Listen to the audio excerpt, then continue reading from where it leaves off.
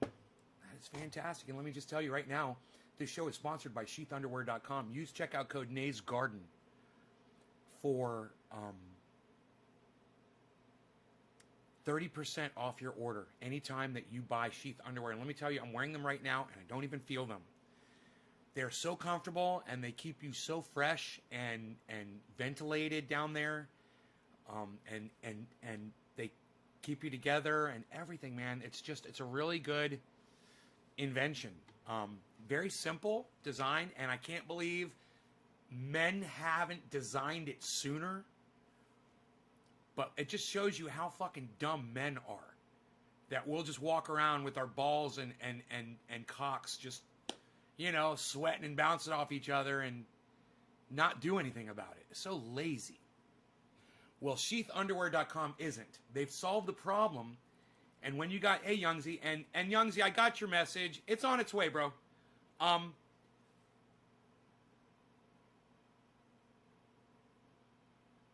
They figured it out. Use checkout code NAYSGarden. It's like heavenly. So that's all I can say about Sheath Underwear.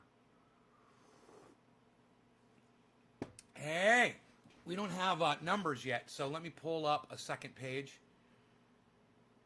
As he should, where was his break at in the last 4 years? I don't understand what you mean by that exactly. You're responding to the title, obviously, of my video, but the title says Trump is a danger to. It's those. What are those? Are the words I'm paraphrasing? That's the direct comment taken from the charge they're charging Donald Trump with, and that's in the written statement. I thought it was interesting. As he should. Where was his break at in the last 4 years? Break. Craig, I don't quite get what you mean, but I think I kind of get what you mean. Hey, Karen, Youngsy, true gentleman. Do you think we're on the brink of a revolutionary war? Ryan Patterson, I hope not. I don't think so.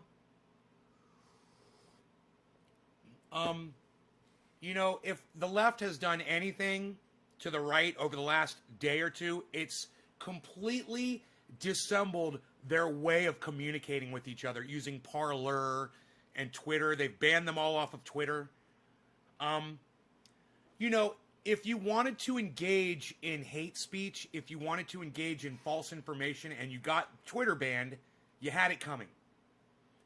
Thousands of accounts got yanked. Tens of thousands. Maybe even hundreds of thousands. We don't know for sure. All I know is I lost more than 100 of my loyal patriots. And not a single one of those loyal patriots has thought, hey, maybe I'll go on Nay's live stream and tell him that I got blocked from his Twitter. It's almost as if those people never even existed. I'm not saying they didn't. But it just goes to show you how quiet of a voice they actually have. They've been silenced. It's like a mosquito. It's like the Republicans and the whole Stop the Steal movement was a fucking mosquito and the left just swatted it. As of right now, that's where we're at. Good luck with the right trying to reorganize and figure out how they're all going to, figure out how they're going to communicate with each other. We going to talk about underwear again? I talk about it on every show. They're my sponsor.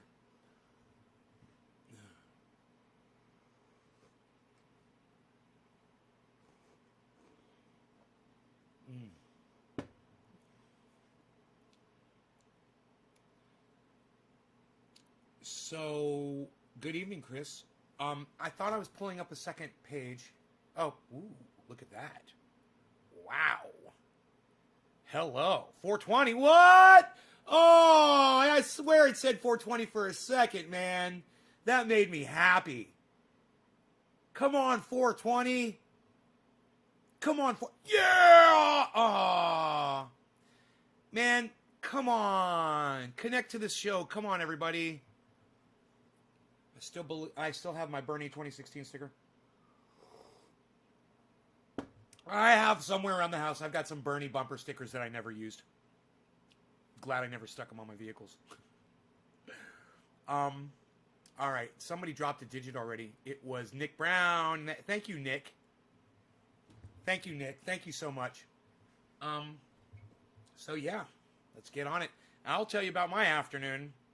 Boy, oh boy, oh boy. We might have finally, maybe, it's in the works, but we might have a producer for this show now. So we will see if that happens. I'm in talks with her right now, and we'll see how it goes, and we'll see if the work is what she does is what I'm looking for, and if so, it's going to blow the show up, because what that means is I will have somebody working for me that is editing my videos and uploading them onto the internet in short little segments where people can see and be like, hey man, I want to see more of that guy. 2 minutes wasn't enough. It's going to be great. Now, I was fucking around today a little bit with editing, not really editing, but I was trying to find her a video and stuff. And I was looking around and searching. I was just doing the things you do when you're editing. You get your source material together. And in just gathering my source material to edit, I realized I don't have fucking time for this shit. Even to send her a video, a link, to just find the link, it was costly as far as time. I wanted to go live, and I couldn't. So this is the deal. If you guys like the 3 shows a day, I need a producer. So, support my producer. Once you find out who she is, support the hell out of her. All right? She's going to be the one person that really boosts this show more than any of us can do, myself included. She's going to do more by making those short videos, and that is what's going to bring people here. So, yay, if it works. I'll get to sample some of her work, and I'll let you guys know if it works. I'm really excited, and I hope it does, man. Because, right, Carson? I'm too busy just doing the 3 live shows a day. I don't have time to edit videos and upload them. I don't. Plus, I have a shitty internet connection. You know, I've got so many reasons why I can't do it. And if I only did 1 show a day and then edited short segments like most podcasters do, I wouldn't have a problem. But I'm here for you guys 3 times a day. So, hopefully, this will happen.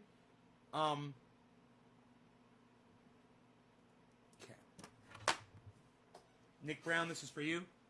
Cheers. Some more good news, too, coming up. So stick around.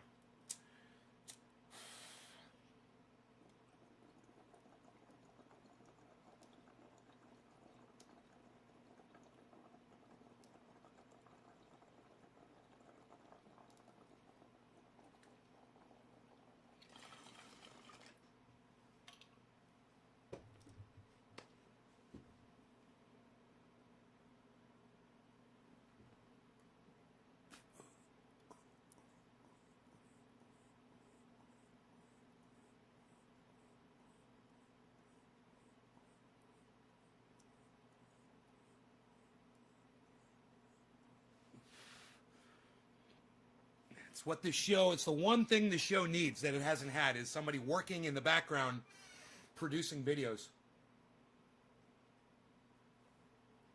Hey, you guys know, hey, Bo Bullies, what's the title about? Well, let me look at the title. So I can...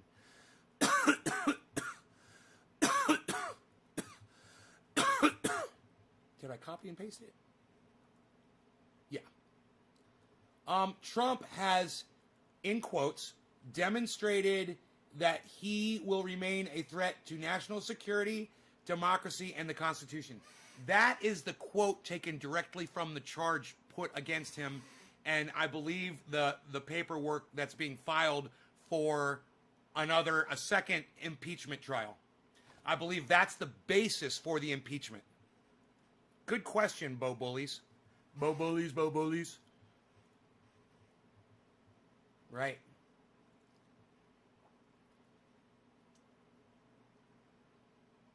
We Nick Brown, okay. Youngzay Harvey. Oh,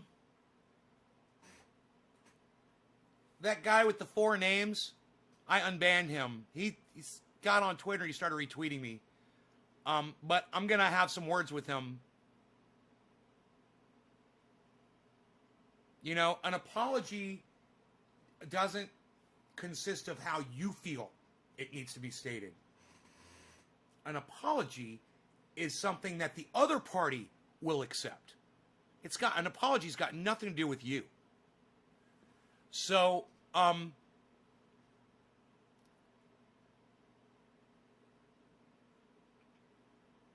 we'll see. You know, if he could say the 2 words that I want him to say, for saying that it looks like my dog pissed in my bong water, he can apologize to me, and he can apologize to you, and he can say the words, I'm sorry.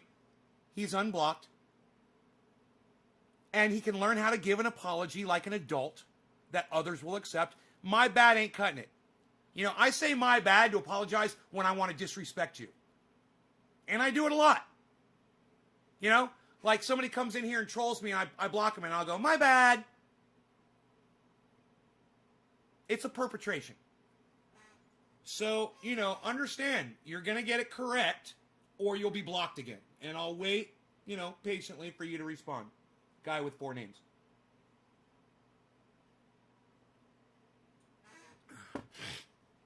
Who might not even be here right now, which wouldn't surprise me because there's only 36 people here. He's probably not here. So, you guys shared this. Everyone knows we're live. Hey, no comment. What's up? Oh, you're dropping digits like Stephen Culbertson. Look at you. Jacob Chauncey Westmears Hopkins says, I'm sorry. That wasn't that bad, was it?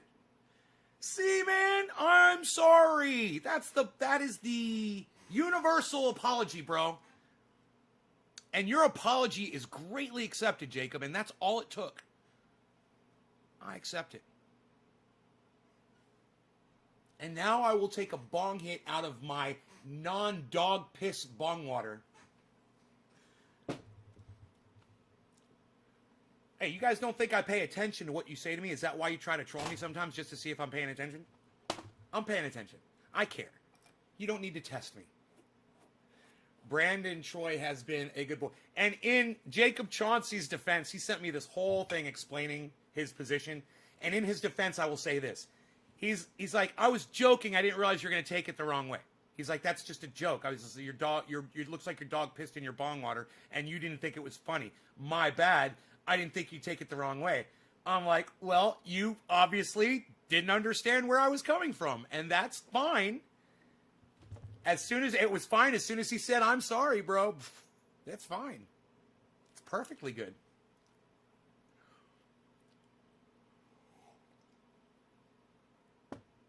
Today, you give them time to explain before you just blocked.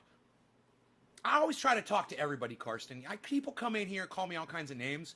They end up being buddies with me. It's like they're punching a rubber wall. And they realize they're punching this rubber wall, and they're getting tired, and it's not doing anything, and the wall's just sitting there fucking right in front of them, fucking not even moving. And they get tired after a while. You know, you get tired, and then you're like, yeah, you win, dude. You're cool. I like you. You're a nice guy. You're really good to people, and your dog is really cool, too. And, you know, he's outside in the sun right now. But, you know, if my dog didn't like me, he wouldn't hang out in here with me while I'm screaming at the top of my lungs, I'm sure. So you know I rarely scream at him. But he's got that sun. We haven't had sun in days. It's been raining and raining and raining and raining. So I understand. He's soaking up the rays on the deck right now. And he's just loving it. Nobody makes jokes about your glass of Beazle. Psh, unreal. Nobody's even joking about Beazle anymore, Enoch. Are you kidding me? Psh, what are they, from Texas? Psh, unreal. Everything's bigger in Texas. Everybody knows that. Psh, unreal, pal.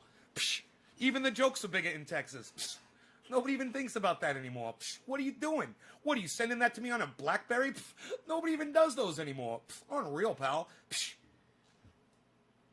You know, I have probably bastardized and murked up and diluted that impersonation so horribly that it is probably nothing like Ed Bassmaster's rendition of Chip Diamond. But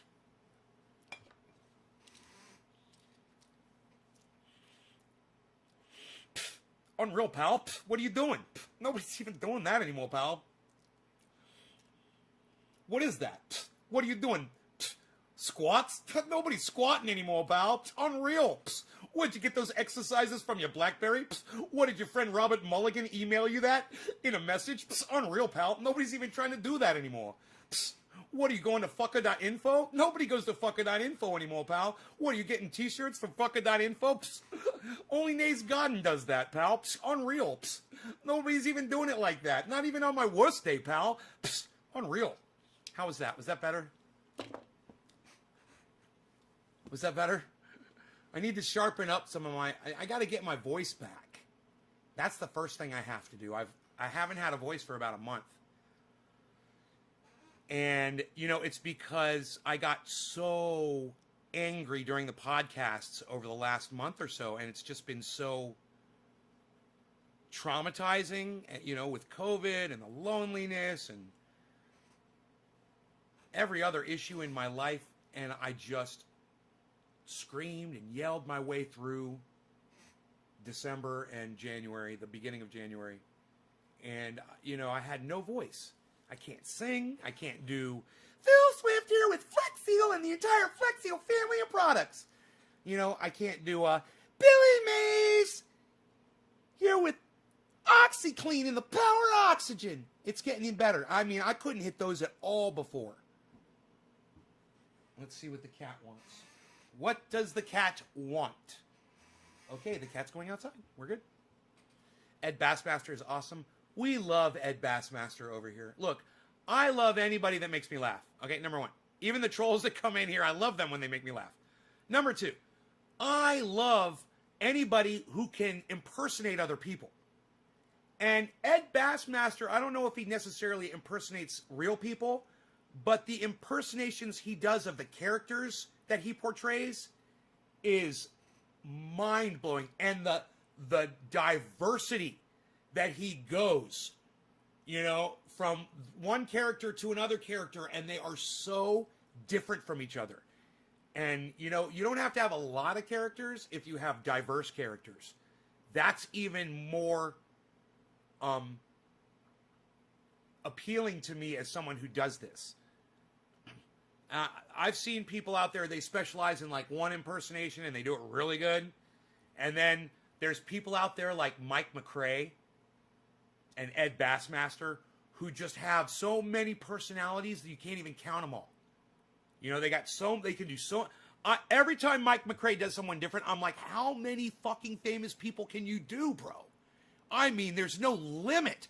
And, you know, some of his impersonations aren't the best that I've heard, but his are good enough to do voiceovers on like videos of those people, and you almost wouldn't even fucking know. And that's amazing. You know? So Mike McRae, Ed Bassmaster, I love that shit, man. I love watching those guys do what they do. They're so good at it. And they inspire me to try harder at what I do. When I, you know, like work on the De Niro a little bit, tighten that up. So he says more than just shut up and sit down. You know, I'm trying to work new words in. There was one day where I got a word, it was really good, and I couldn't remember what it was. Fuck, I should have written it down. You know, I'd like to be able to talk like... I really would love to be able to do Tony Soprano. I'd like to do Tony Soprano. He's really nasally.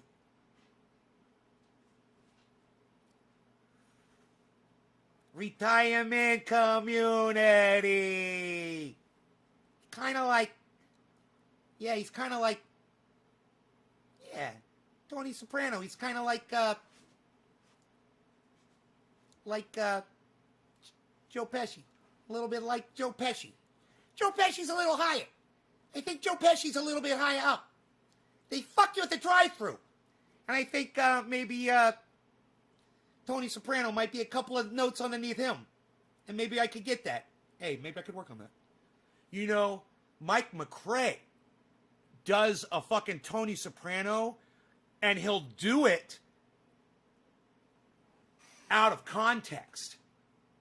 And he'll, you know, he does it good. I know exactly when Mike McRae is doing Tony Soprano. Sometimes Jimmy Dore doesn't pick up on it, and Mike McRae will start doing it, and Jimmy Dore will get confused. And I'll laugh, and it makes me realize I don't think Jimmy Dore is a huge, I'm going to say Goodfellas, Sopranos fan. I don't even know if he really watched it, like, intently, like I've done. I've watched it like 3 times, 4 times. I fucking love it. I'd watch it again right now. I'd start watching it right now. It's fucking great. I don't know if Jimmy's done it like that, but when you study it and you hear that guy's voice all the time and you listen to the way he's talking, you get, as soon as you hear Mike McRae doing that, oh, retirement community. That's the only word I know. It's the only one I know. Hello, Teresa. Karen, you do a good Tony Soprano? That's good. Not easy. This is one of the ones I have a hard time with. I might have to work on that a little bit. I might have to watch the show and try to mimic him some, which I don't think I've really done. When I watched it, I wasn't trying to imitate him, you know. I have to listen to the way he says certain words, you know, certain pronunciations that are different from other people. That's the trick. You know, some people will say a word differently than anybody else says it. Robert De Niro is fucking famous for that. He says, yo. He doesn't say you. He goes, yo. Yo, no good, yo. No one says you like that. You know? And once you get that word, you know, you try to pick up on all the other mispronunciations that he does, and then you kind of glue them all together in sentences. Youngzer Harver. Youngsy, I smoked for you already, didn't I? Karsten, you're next, my friend. I believe I smoked for Youngsy already. Karsten, cheers, buddy. My De Niro's good. It's very good. Yo, you're very good, yo. Shut up, yo. You're no good. Sit down. Yo. At first you were no good, but then you were good. Now you're very good. I'm rating you and I'm ranking you. Shut up. Sit down, you. I forget to tighten my mouth up when I do that. So I gotta hide my lips when I do it. You're very good, yo. Shut up, yo. You've got to close your eyes almost so you can't see. And you have to pretend that you've got heartburn the whole time you're talking. Yo, you're very good, yo. So sometimes I'll do that with my fist to remind me that I'm in pain. It pains me to tell you what the family says. You're very good. Sit down. Shut up, yo. You're very good. You got to do the whole face thing. You got to scrunch up the face. Karsten, cheers. God bless America. You know, when I can't keep a crowd here, I am so disappointed in myself. When my numbers don't go up and they just drop, I get so fucking disappointed in myself. I want to see the numbers rise.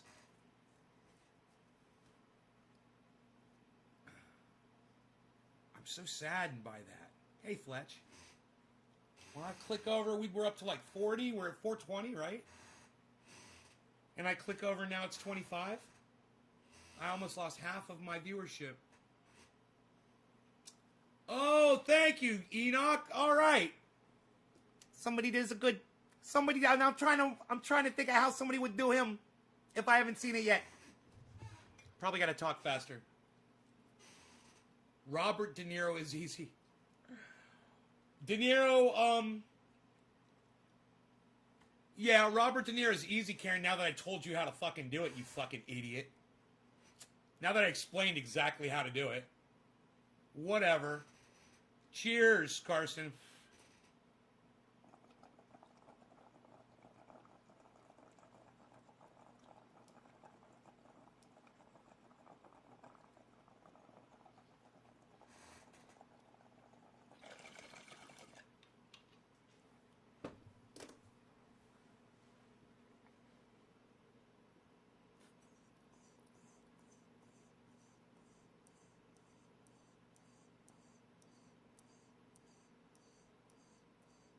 I tell you what, why don't you do a podcast and you do a De Niro impersonation? We'll see how easy it is.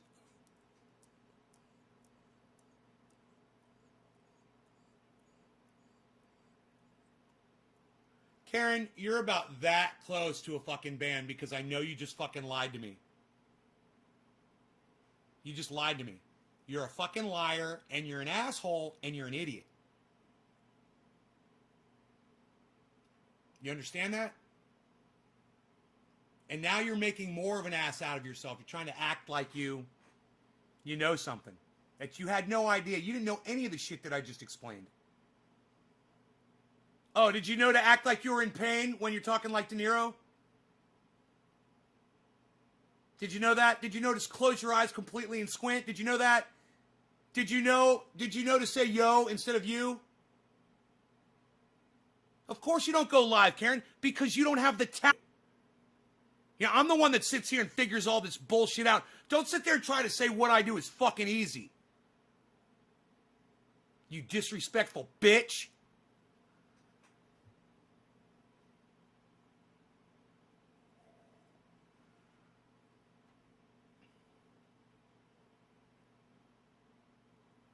Out of the kindness of my heart, I sit here and teach my audience how to do an impersonation, literally explain it, all the tricks, and you go, oh, that's easy. Fuck you! Go fuck yourself, Karen! How dare you? You always got to say that down your nose. How dare you?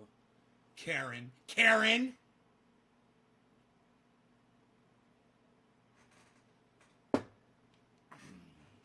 You're sorry? You are fucking sorry. How about you're sorry and you're a fucking liar? How about that? How about you're sorry that you fucking lied to my entire audience and you tried to take away the extent of my fucking talents? How about that? In this case, I'm sorry ain't enough.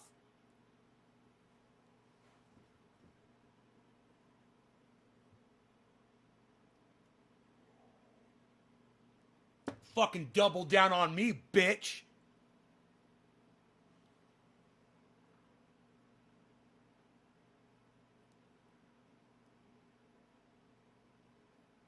I've been impersonating for years. I'm sorry you don't believe me. No, I think, Karen, now that I just said exactly how to do it, you probably sat in the mirror for 1 second and said, oh, I can do it now too.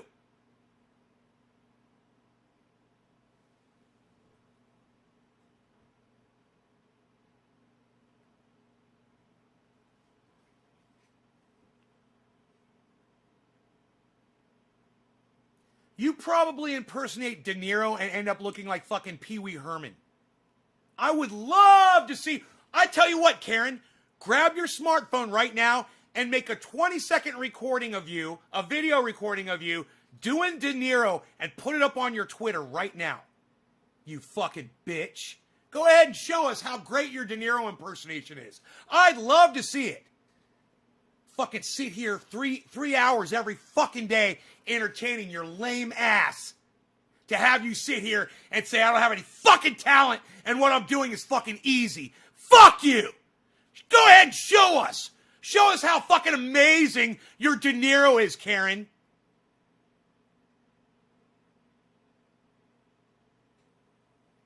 Carson's like, it's always Karen gets blocked, begs to get back, and then does the same fucking thing again, getting blocked again.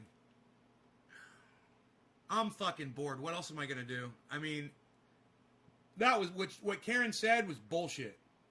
You know, I didn't learn how to do De Niro the first time I fucking did it.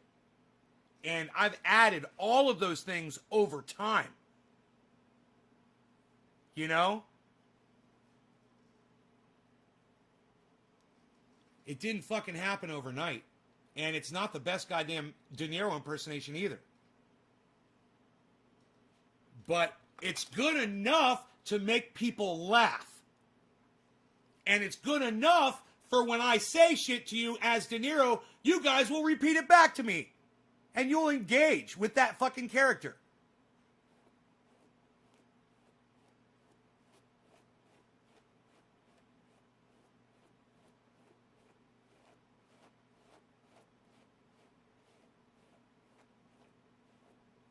Hey, Billy. Is that the same Karen I had to block? Yes, Billy, it is. It's the same Karen you warned me about, Billy.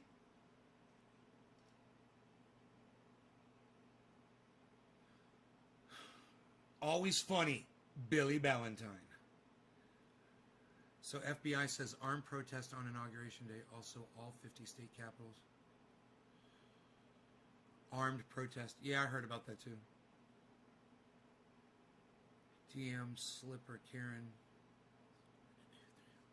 That should be clear. Thank you, Nick. That's too nice of you. DM, Slipper, Karen. Yeah. I believe so. It's work to do 3 live shows a day. That should be clear. It's work to just come up with material to keep people watching my pathetic fucking show. You know, I had 42 people here. I had 42 people watching the show. And now I have 20. That sucks my dick. You know, I should have 80 now. You know, everybody should have told one person and one more person, and then they could have told somebody, and there should just be a fucking constant flow of massive amount of people just swamping this goddamn live stream. And it's not. And I feel like it's completely my fault. Completely my fault. You know? It's my show. I'm the one that does it. I did it when I, you know, on YouTube, when I started, and it did so well. And it grew so fast. Man, if I could have a day or two of the growth that I had when I started my channel, oh, fuck, dude. 100 subscribers a day, like it was nothing. I was just on Parler, and they said Trump is reptilian and eats bugs. Parler. Jacob joking. Ronnie Vela, a 50-state attack. Replying to Jacob Chauncey, West Ramirez Hopkins, don't doubt it, probably a shape-shifting reptilian, alien, reptilian shape-shifting, interdimensional alien. Interdimensional, those interdimensional...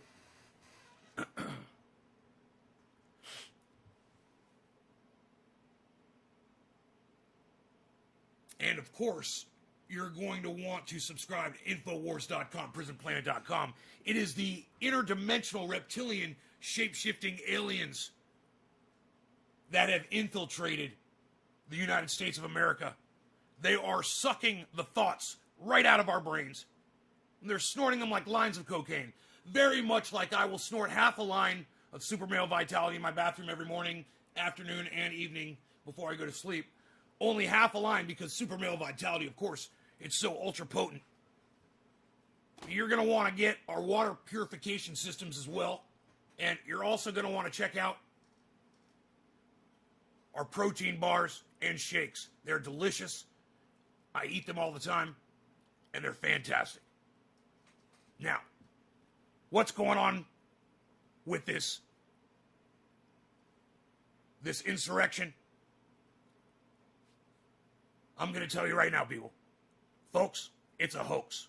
It's a hoax perpetrated by the Clintons and the Obamas to get you out there with your guns so the National Guard will face you down and put you in prison. That's what's going to happen. And the Clintons and the Obamas are in conjunction with interdimensional shape-shifting aliens and the North Koreans and the Chinese as well. And they are working together to promote this day. So you all go out there with your weapons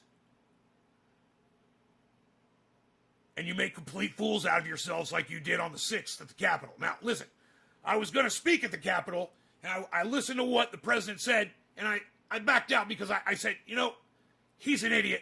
I can't be affiliated with him anymore. So I'm going to take my brand, and we're just going to watch from a distance. But don't forget, I went to Alaska in submersibles, and I've seen the operation that has mined the mercury and mined the iodine that we get in its purest form. And let me tell you, it will literally protect you against the radiation from a nuclear blast. If you find yourself in the middle of a nuclear blast, you can take 3 drops. It will save your life. The atomic bomb, the nuclear bomb, any kind of an explosion will protect your body. You're going to want to order this today. Infowars.com, prisonplanet.com. I'm Alex Jones. Thank you so much for watching.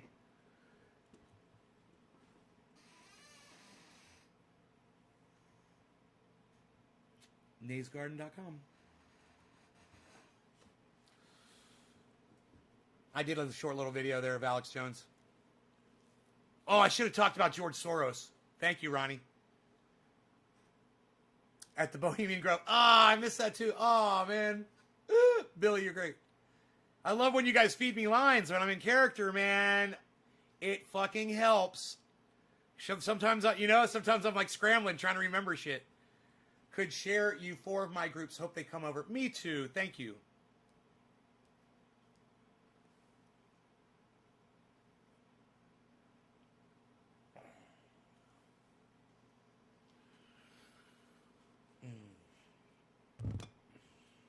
Alex Jones took me a long time to learn.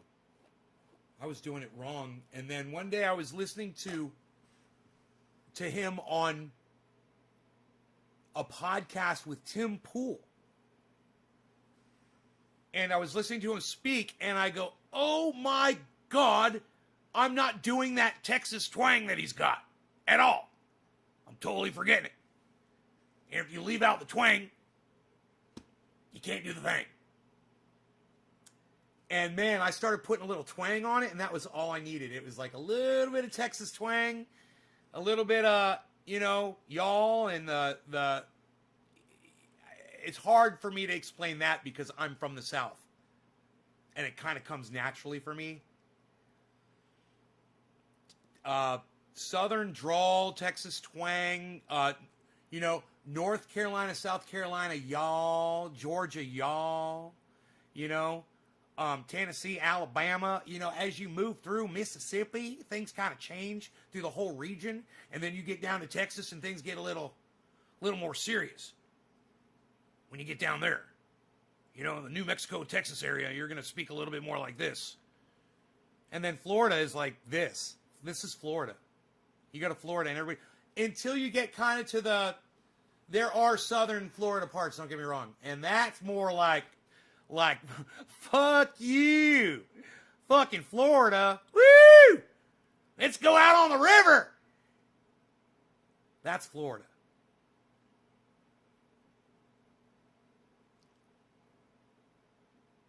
So I try to learn regional dialect, intonation, and mispronounced words. It helps so much when you're doing an impersonation, when you find out where that person's from, and if you already understand things about the accent that they're using. You want to impersonate somebody and you find out that they're originally from another country, and they pronounce words a little differently, or that they are from a different part of the United States where you thought they were from, and then things start making more sense. You're like, oh. And then when you're getting into it, sometimes you impress yourself and you'll be like, yeah, I know where you're from. I can tell exactly where you're from how you're talking. I know where you're from. I got it down. I know where you're from. And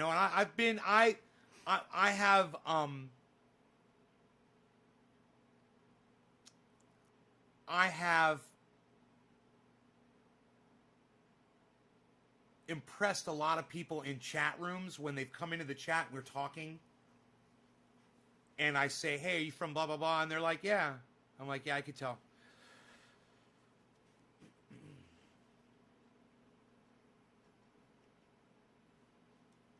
Fun.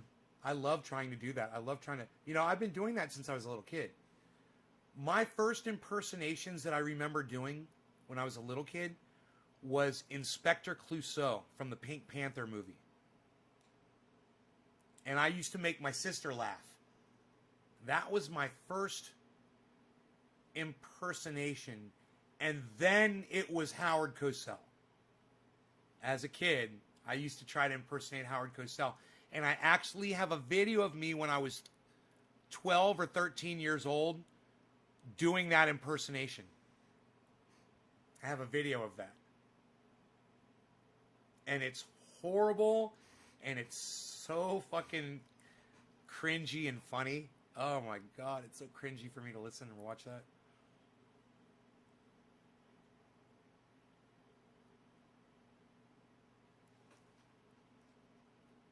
Ah, Karsten! I love you, Karsten! What? Now, look at this. Hey, Karsten, look. Hey, I'm doing a little ribbon dancing for my friend Karsten. Look at this. Hey. Oh, look at this. Oh. Hey, let's go over here.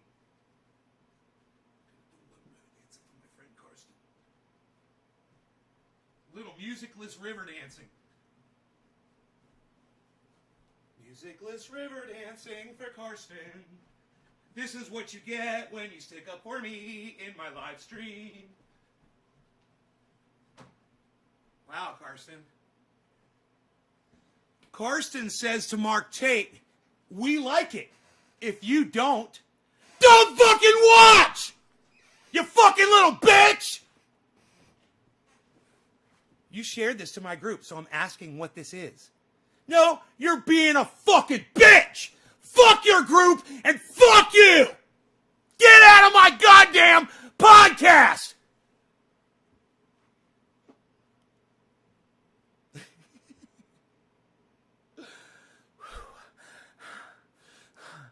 Can you believe we made it here? We're telling people that groups to go fuck themselves. We've made it. We've actually made it. 29 people. I love you. I love you. Thank you so much. Thank you so much. God, I love that. There were 20 people watching this fucking broadcast.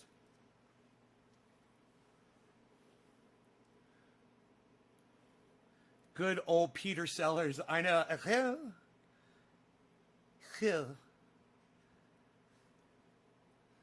presume. Good, yeah.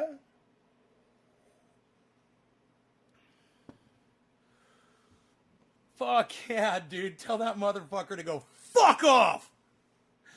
Fucking in here having fun. He's got to come in here and try to piss on our fucking parade. No. We're getting high. We're having fun. And if you don't know what a fucking podcast is, dude, I can't fucking help you. You know how many fucking podcasts there are? And I'm so proud of this. Do you know how many live streamers there are on the internet? Don't forget Twitch. Don't forget YouTube. Don't forget Facebook. Don't forget Instagram. Don't forget fucking Periscope. Do you know how many live streamers there are on the internet? Do you know who helped start this shit? Live streaming? I jumped right on it. As soon as YouTube allowed live streaming, I started doing it. I was like, whoa, I could talk to people live. I'm doing this immediately. Not a lot of people were doing it, but I did it. I did it all the time. And I loved it. And I thought to myself, wow, there's a lot of ins and outs to this whole live streaming game. And boy, oh boy, did I learn the whole thing. I became an overnight sensation. I became famous. I go out in public and people recognize me. They come up to me and they introduce themselves and they say, I've watched your show. You're hilarious. So that's what it did for me. And I lived that whole thing and I understand what it is. And as I did it, I thought, I got a lot out of it. I got a lot out of it. Live streaming, it's just very fulfilling. And I'm very passionate about it. I would love it if more people were into it. And I would always talk to my audience and say things about podcasting and like instructions about podcasting.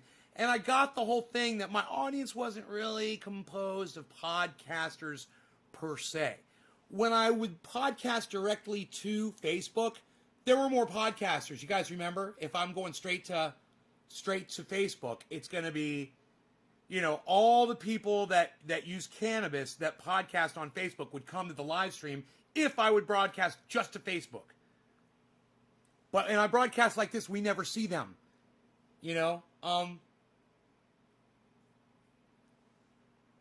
Look at Mark Tate says, all I did was ask what this was. Bro, you said it in a nasty way. You came off, Mark, go back and read how you stated it. Okay? Go back and read your post. I'm not gonna pull it up to try to shame you. Just go back and read it, and then you come back and you tell us. Okay? Look, I'm not trying to burn bridges from someone that manages a group. I would love it if you would promote me in your group. But at the same time, the appeal of this show is I keep it real like that. When somebody comes in and says something like what you said, I call them out immediately. I don't suck up to anybody. Part of the reason why my viewership is so fucking low. It's not a very popular show. And in my narcissistic brain, it should be very popular.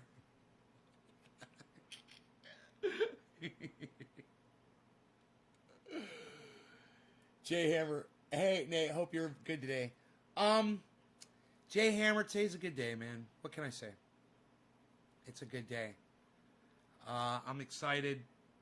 I met someone that edits videos. And I've been begging my audience for years for just somebody to learn how to do it and do it. I know how to edit videos. There's nothing to it. But I couldn't find anybody else to do it because I don't have the fucking time to do it. Find somebody who loved the show that would fucking learn how to edit videos, and it would be so fucking cool. Everybody's on a goddamn smartphone now. Nobody's even got a goddamn PC anymore. And to me, being a multimedia guy, I need fucking PCs. And I can't imagine... And I used to be a gamer. I just can't imagine not having a fucking PC in the house. And a laptop. And multiple smartphones throughout the home.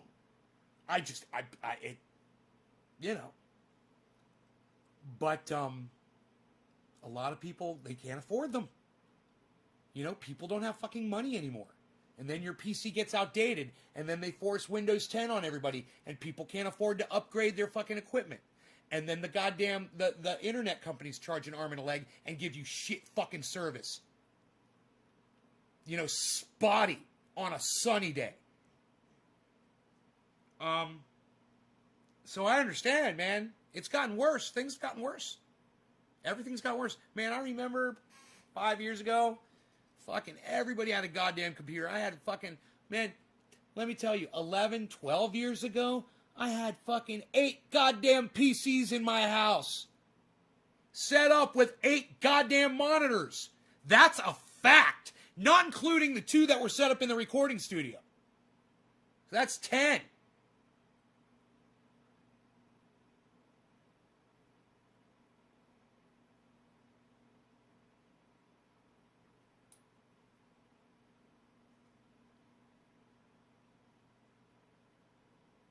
It just blows my mind that people can survive. I've got broken down PCs. I got parts. I got a whole goddamn bin full of old PC parts from all computers and shit. And every once in a while, something will break on a computer. I'm all the way up here in the mountains. I got to order it on Amazon. But I'll go through my bin and I'll find a replacement part. And I'll have it there. Wow, that's many. Carson. Let me say, Carson, I'm trying to engage you guys in conversation.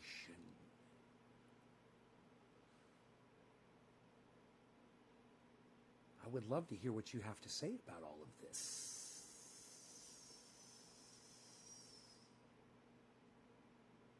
Let me know. Let me know how you feel. Do you guys have PCs? You can't afford them? Did Windows 10 fuck you up? Do you have a PC and you're just not really using it that much? Is it sitting around not plugged in? I'm just kind of curious. You know, that is how I would edit video. And you know, you can edit video on a fucking smartphone too. I've never really done too much of that before. I mean, I've trimmed off parts, but I haven't really experimented with any editing suites on my cell phone. But you guys could fucking do that too. Anybody could do that. If that's all you had was a smartphone, you could download a goddamn video editing app, I bet. How many BlackBerry parts do you have? Nobody even does Blackberries anymore, pal. It's unreal. What are you talking about? Nobody's doing Blackberries. Psh. Thank you for the alley-oop, bro. I need more of those, Chris. Thank you. Billy says, I've got a box full of bent nails. I straighten my nails out with a hammer on an anvil and reuse them. I bet you do that too, Billy. Yeah, I have 4 monitors and 2 PC towers. Use my laptop to pay bills. Other than that, use my phone. You got a laptop, so you could edit videos on a laptop. Easy. That's a computer right there. I mean, you know, video editing software is cantankerous. You know, you have to constantly save, and so some of the new stuff right now, it auto saves with everything that you do because they realize how obnoxious it was that it didn't do that before. That you would make, you know, 50 fucking changes to a video and then the computer would lock up. And this is why I quit editing videos. And then you would lose all your fucking work because you didn't save every time. A lot of these editing suites have autosave. You got to make sure that's turned on so it saves after everything you do, and you'll never have that problem. That way, if something crashes, it's saved. Your last saved video, you just pull it right back up and go right back to work.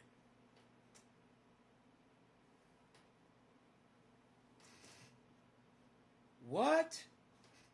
Power Director? But it's $30 a year for editing software? I'd rather just purchase the software and have it. But, Power Director on Play Store. What do we download on a laptop to edit? Windows 10 fucked my laptop.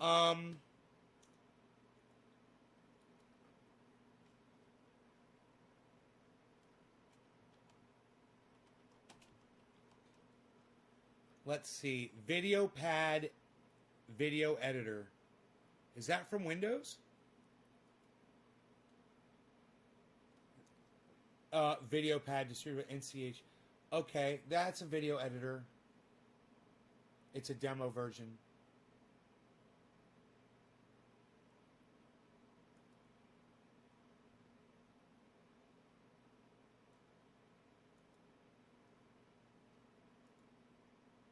So there, I've downloaded. That was on my. That's not Windows 10 editor video editor. I would think they've got video editing software right on Windows 10 though. I remember in Windows, you would just open up Windows, man, and there would be like a folder, and it would say accessories, and you'd open up the folder that says accessories, and there would be Paint and video editor. What was it called? You'd have Paint, and you would have Windows.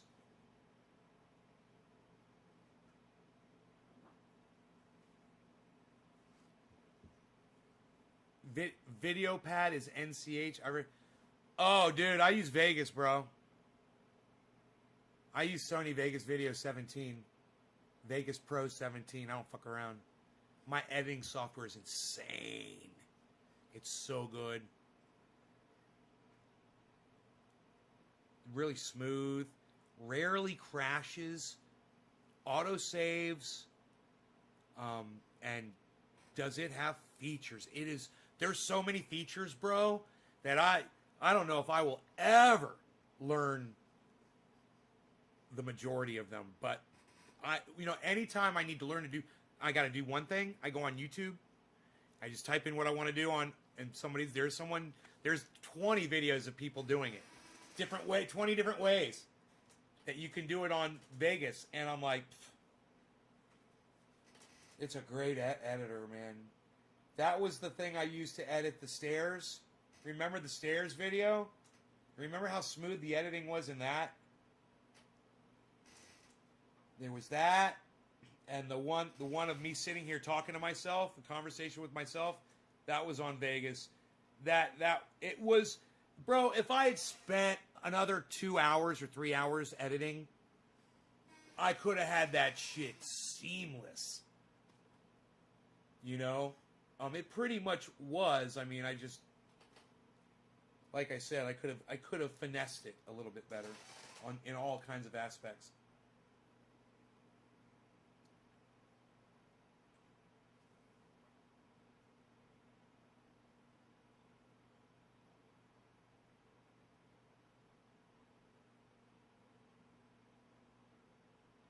I need to upgrade my tablet to 128 gigabyte Apple Pro. Well, you've just got to fix the operating systems. A lot of these computers are usually it's just you've got too much stuff on them, and you just got to clear all your photographs and your videos off. You know, if you've downloaded a lot of unnecessary software that's taking up a lot of space. The software doesn't take up as much space as just video files. And I do video files all day. I'm making one right now of this video. It's going to my hard drive right now. So I make video files all day. That way, if the internet takes down one of my videos, I still have a copy of it. You thought the video of me talking to myself was hilarious? Thank you. A conversation with myself. Yeah, it's kind of depressing to watch that video for me, actually. I don't like the conversation, man. It's sad.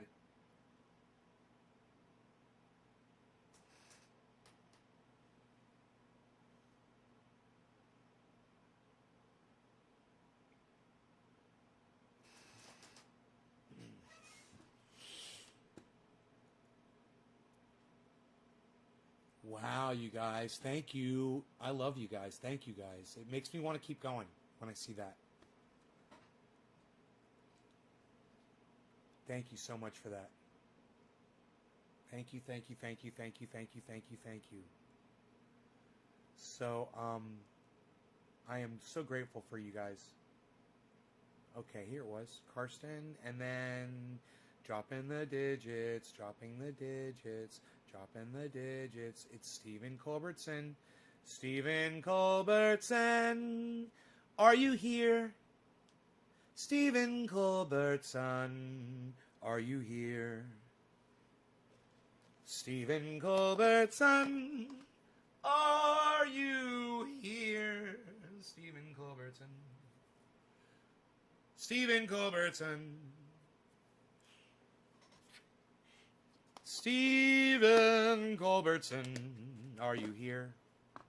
I still have Covfefe. Michael Williams says he's a paranoid tin hat Trumper. Tula says, hey, Nate, any chance you can update the current Trump energies? I tried to pull it up on YouTube and don't have cable. The current Trump. Okay, Stephen, good. Cheers. Tula. The current Trump.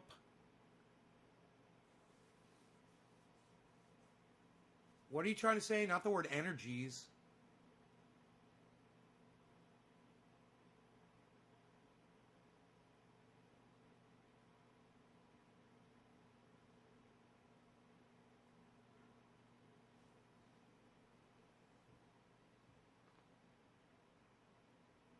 Are you hungry? Is that what that was?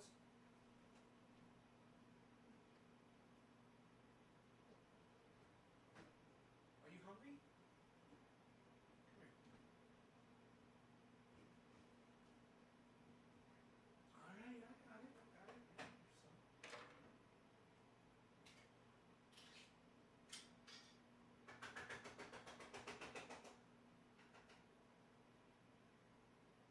Stephen Culbertson.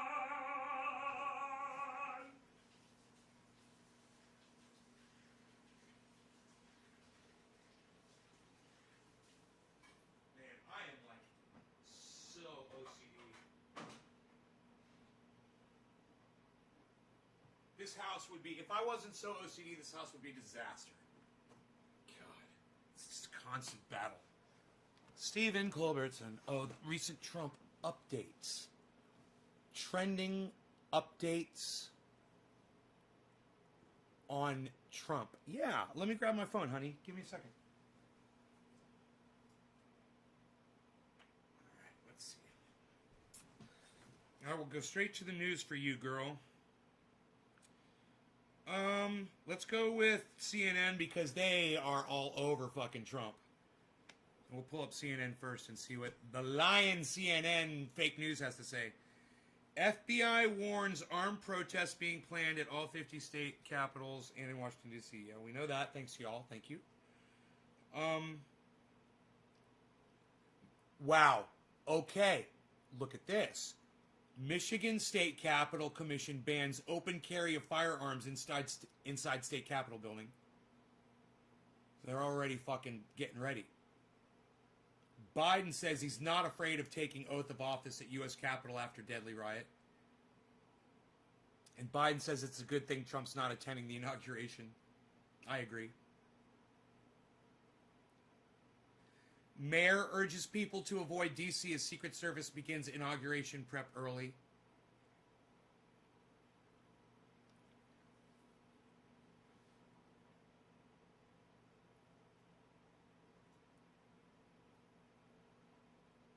Acting Secretary of Homeland Security Chad Wolf resigns. Boom! Oh my God, like dominoes, man. They are falling like fucking dominoes. Holy shit. 35 minutes ago, guys. So glad to be able to bring you this news live on my show. Wow, right from my smartphone, and you guys can do it too. Just download a bunch of news apps, and you guys can keep up with what's going on too. It's easy. Oh, First Lady is the president's enabler. That's fucking hilarious. I want to watch that. Ah! Facebook bans Stop the Steal content 69 days after the election. Wow. Facebook bans Stop the Steal content. What did I say at the beginning of the show, guys? Remember? I said, it's amazing what a tremendous job the left has done at silencing the right.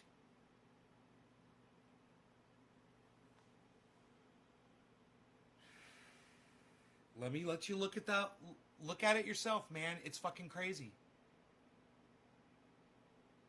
Now, I understand Trump supporters' anger and frustration. I know that you guys are mad about this whole ordeal. What I don't agree with is preventing y'all from talking to each other on the internet about it, because it's only going to make you madder, and it's only going to give you more support. And I got to tell you, you're getting my support. As far as a free speech advocate, this is fucking bullshit. Now, granted, I don't agree that the election was stolen. I know that Joe Biden won the election. I know that Donald Trump lost. But if you guys want to fucking entertain the idea and speak about it, I don't have a fucking problem with that. You know, the United States government is going to have a problem with it all around the country if they continue trying to stifle free speech. And I understand that Facebook is another private company. But, I mean, where are you going to fucking draw the line, guys? I mean, when's it going to stop? Oh, that's right. That's what Jimmy Dore and Lee Camp and fucking every Graham Elwood everybody warned me about. As soon as I started supporting Donald Trump being muted on social media, they're going to do it to everybody else. And man, I was first. So fuck Donald Trump and fuck these motherfuckers. I got banned way before all you guys did. So I know what it's like. But I'm here to say, man, this shit right here is wrong. I totally agree. If you break the rules of social media, you should be kicked off. But that is not breaking the rules of social media. You know, so Stop the Steal content is not breaking the rules of social media.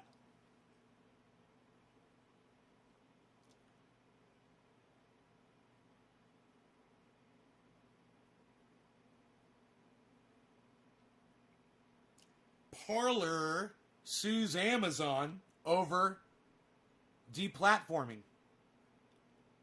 Huh? And Jeff Bezos is going to be like, hey, Elon Musk, can I borrow a couple bill to handle the legalities of this bullshit? And Elon's going to be like, sure, mate.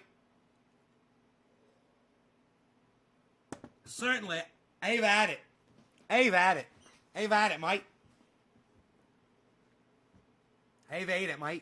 I've ate it, mate. Facebook banning me, it made me mad, says Jacob Granger. Jacob, haven't I banned you too? Polish already suing Facebook. Trump, baby.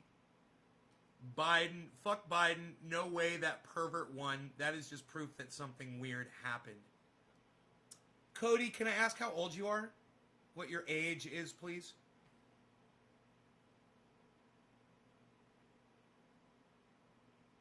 Oh, you know, why are they suspended and not put in jail?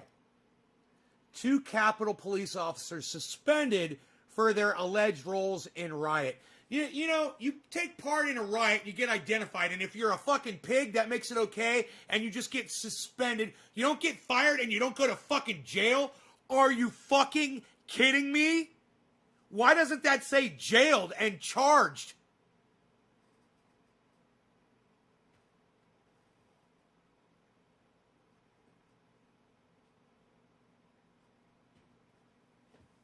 The FBI wants your help in IDing the man carrying a Confederate flag inside the U.S. Capitol. Hey, man, I don't like flags.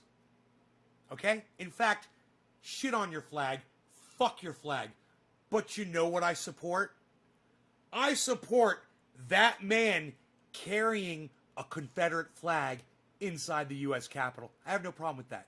If all he did was display a flag as he peacefully walked through, I have no problem. Now, if he's on video doing damage in there, then you could charge him with the damage. But as far as I'm concerned, him showing, displaying, wearing, and not stabbing somebody with the fucking flag isn't breaking a goddamn hate law. You know, so I'm just saying. People need to get this shit right.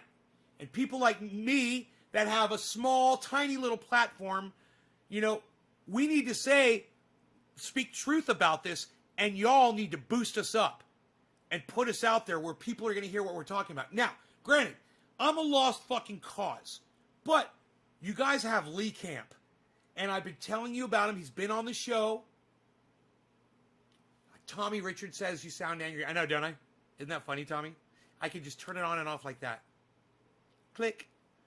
35. I don't care about either side of politics but Biden. I do that for sound bites. For my producer. I like to make clips for my producer so she can just grab them and make it seem like I was doing that the whole time. 35. I don't care about either side of politics but Biden is losing his... Oh, you're 35.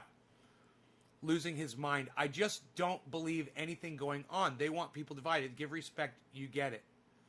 Okay, Cody, listen. I agree with you that Biden's losing his mind.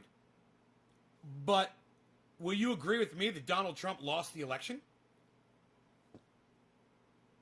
If I agree with you that Biden is a fucking pedophiliactic, child-sniffing piece of shit, and let me just see this. Can I call Kamala Harris a fucking pig cunt? Is that okay? Cody, can I call Kamala Harris a pig cunt? Or can I call her... I'm so sorry I said that. You know what?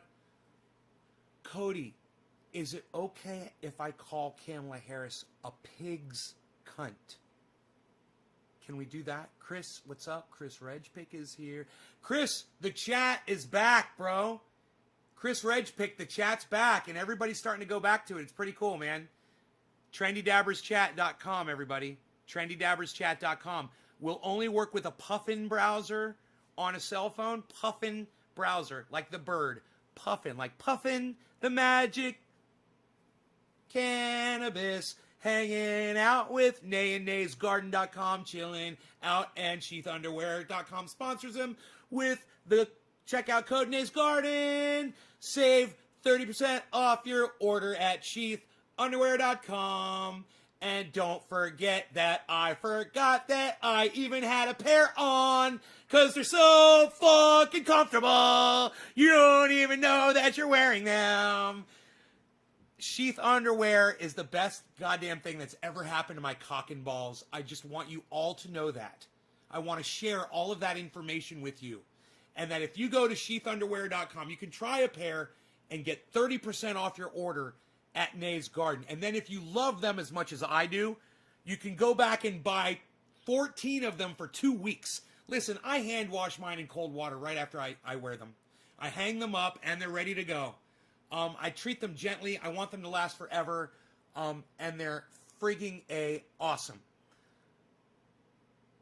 Whatever my thought was that I was trying to finish, just finish it in your heads. We'll just pretend I knew what I was talking about. Was that good enough? Oh my God. Oh my God. Oh my God. How fucking cute. Cute. Oh my God, look at them together. Where's my camera? Oh my God, let me get it ready. I gotta get it ready and turn the flash off, because they don't like flash. They say no flash. They say there's no flash.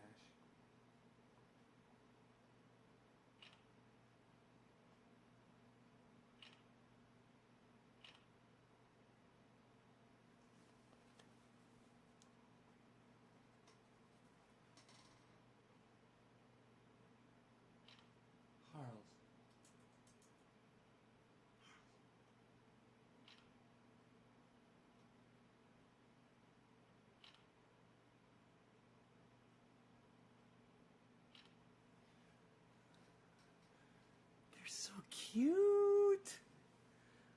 I just want to go over there and lay down with them both, you know?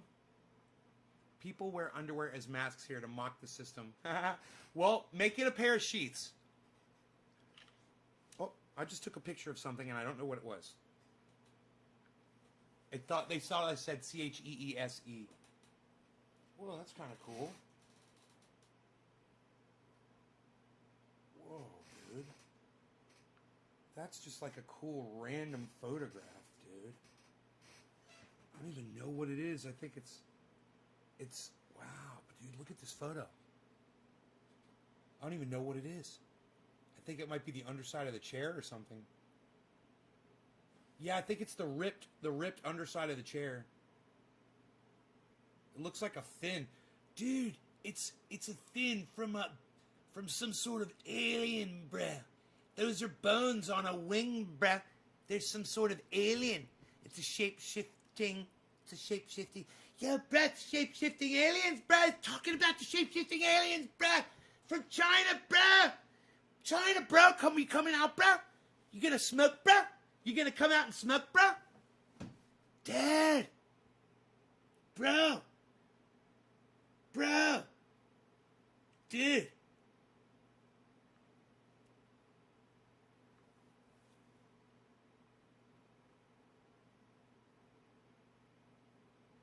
Dude, why is AT&T charging me so much money all of a sudden? Suck my dick. How about that? Why don't you guys suck my dick? Alright, cool. Where are we at? Ooh, top of the hour. Who's it gonna be? Who can it be knocking at my door? Go away. Don't come around here no more. I will just stay. Who can it be now? Okay, so Stephen Culbertson, did I do your bong hit for you?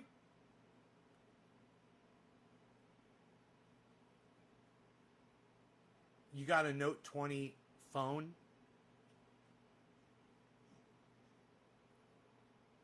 It's the afterlife. Did anyone see the North Korea nuclear bomb news? Is that shit real? Tula, tell us where your source of news is, honey. Where are you getting your information from?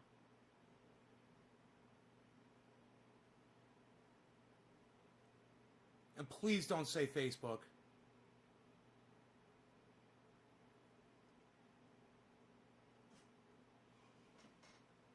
Look at him putting his head on that cat.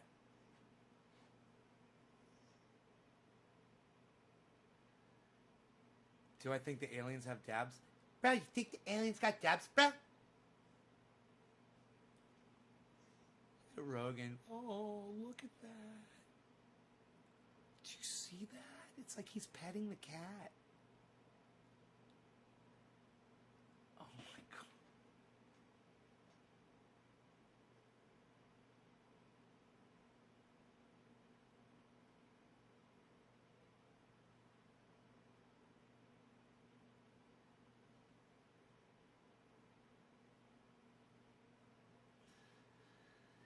Is Victory News a good news source? I've never heard of that. I don't know what that is, Enforcer Tanzi.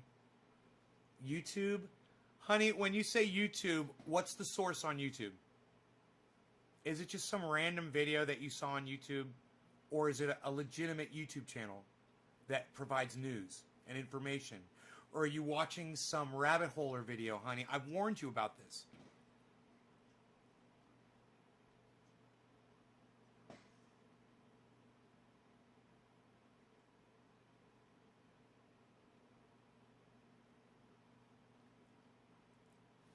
Hun, don't believe that shit. You can't. You need. I'm telling you, listen, Tula, get your stuff from legitimate news sources. Download news apps on your smartphone, hun. Okay, look. I made a folder on my phone. Right? I made a folder on my phone. You see that? And it gives me notifications from all of those news sources. I call it news. It's got CNN. It's got the Associated Press. It's got Reuters. It's got Yahoo News. And I get my news from those four sources immediately. And you can download Fox News. You can download Breitbart. You can download The Hill. You can download the Huffington Post. They all have apps. Put it on your phone, get your news from there, and stop getting your news from random YouTube videos, because let me tell you something, massively part of the problem with the disinformation that has led to people believing that Donald Trump won the election in a landslide. It's because of the types of YouTube videos that people put out there that fool people just like you. And you can avoid that. Follow podcasters who are legit. Listen, Tula, I know people lean left, people lean right, people are in the middle. If you're looking for someone in the middle, you get your news right here from me. Now, you want to go left, you get your news from Jimmy Dore, Lee Camp. You want to go right, get your news from H.A. Goodman and Ben Shapiro. These are all people with legitimate YouTube channels that you can watch. Now, granted, H.A. Goodman will give you the facts and the news, and then he will spin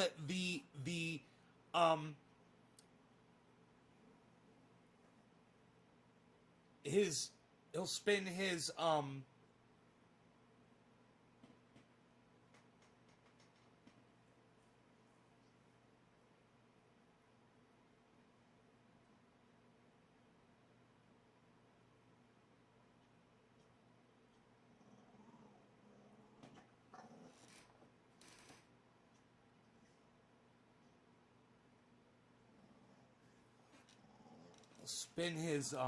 his conclusions, and the conclusions will not be factual. You know, he'll say Trump did not have anything to do with the people at the Capitol at all. Nothing. Trump had absolutely nothing to do with anyone being at the Capitol. He holds absolutely no responsibility to this whatsoever.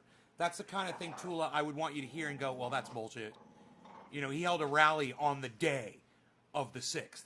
You know, he's the president of the United States. He's got some responsibility.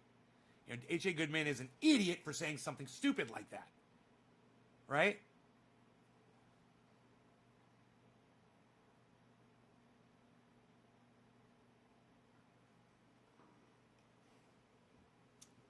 This portion of Dog vs. Cat was brought to you by naysgarden.com. That's right, check out naysgarden.com for more information and cool interviews than I could possibly tell you about here without losing people that are watching because they get so bored about me telling you about all the stuff that's on that website. You're just going to have to go and check it out for yourself. naysgarden.com. All free information. It's all there for you. All the time. See, that's why I asked you. I know, Tula, but every time you ask me stuff like this, I always give you the same answer, and it's like you don't listen to me. So will you please listen to me this time? It will change the kind of person that you are. It will make you a better person. And I'm not even telling you to download the apps that I do. I'm telling you to download whoever you like. Ben Shapiro is a good one. Check out Charlie Kirk on Twitter. You know, read his tweets. I mean, I don't agree with fucking anything that he concludes either. But he puts up facts. You know, he does put up facts.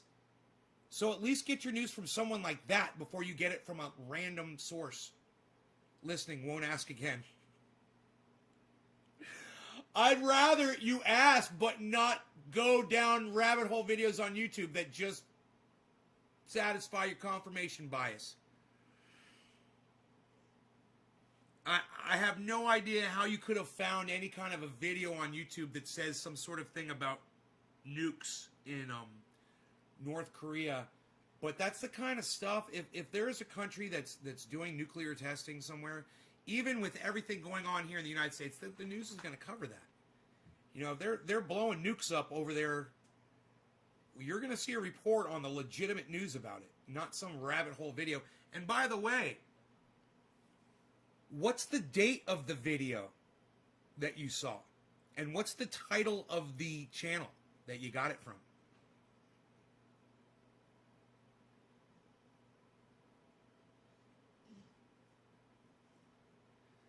Check out Nancy Grace Top Mom for Florida. Round 2.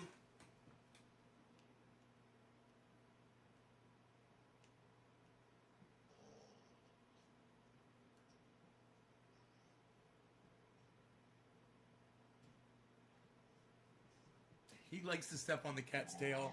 He incites the cat. He incites the cat by stepping on the cat's tail, and then he'll get off the cat's tail and wait for him to attack him.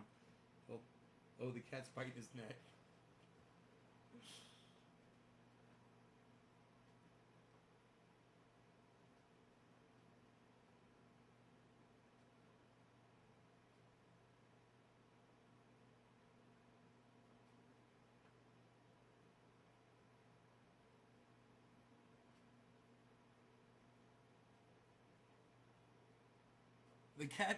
The cat just wants to clean himself, man, and the dog wants to play. It's so funny.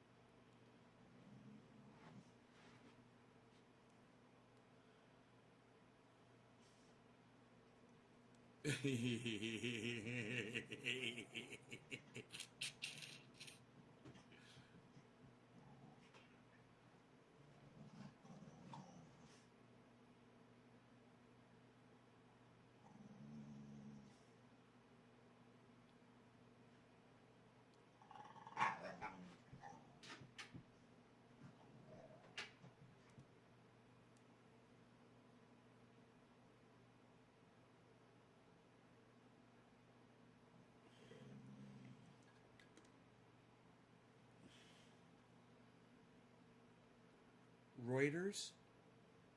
What? That's legitimate news. Use some random YouTube video. Reuters? Here, let me check my Reuters.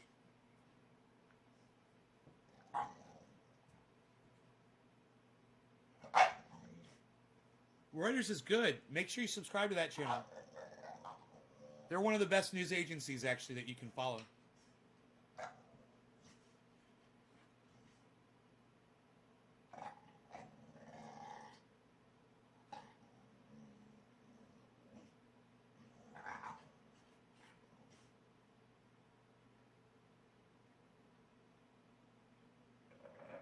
What was the date on the video?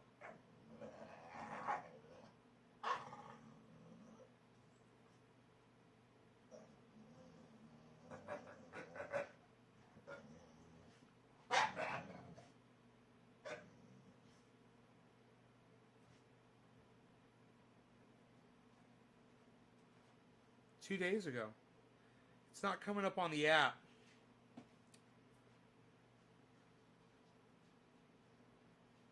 Whoa, 6.7 earthquake in Russia.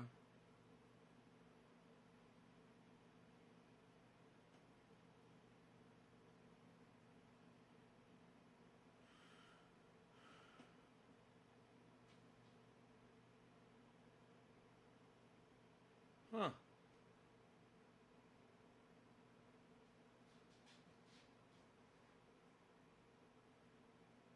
I thought you said they were testing nukes.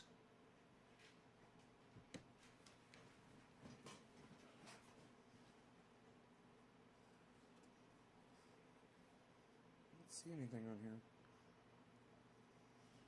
That's interesting. UN is North Korea's biggest enemy. What's up, bees? Are you hungry? Are you okay? You got food, don't you? You want me to check?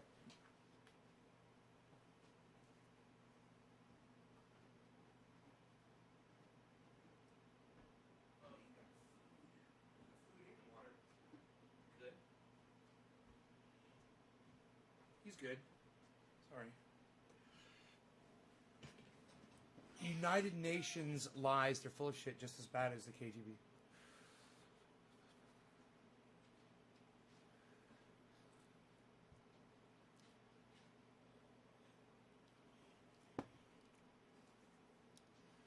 Well, do you have other pets? I have a pet daddy long-legged spider. Just the dog and the cat and a pond full of fish outside.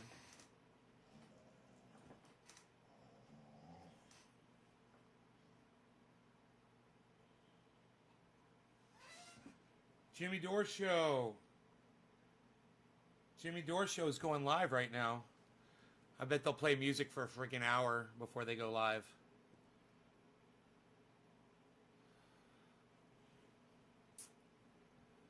Let me see here.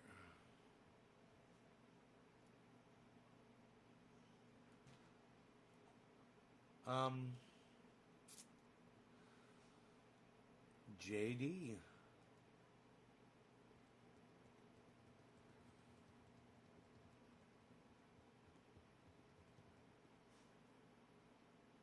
Type and title name, perhaps. No, not the United Nations last year. I got rats and mice in the walls.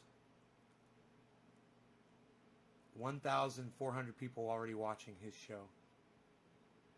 I just got the notification. It's music, of course. Do we want to put a super chat up in there? Thumbs up.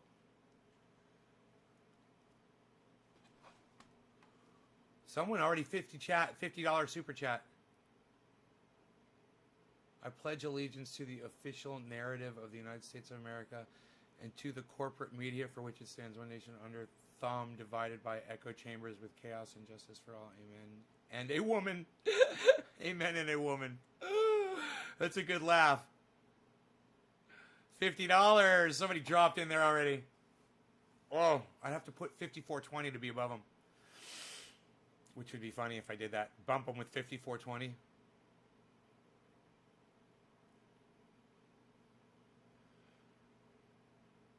Someone said I miss Parlor. Okay. Super chat. Let's do it. 50. Let's do 52. No, let's do 5420. Right? That's what we're going to do. We're going to super chat Jimmy. I just remembered I got to switch my YouTube account. I got to switch my account. Let me do that.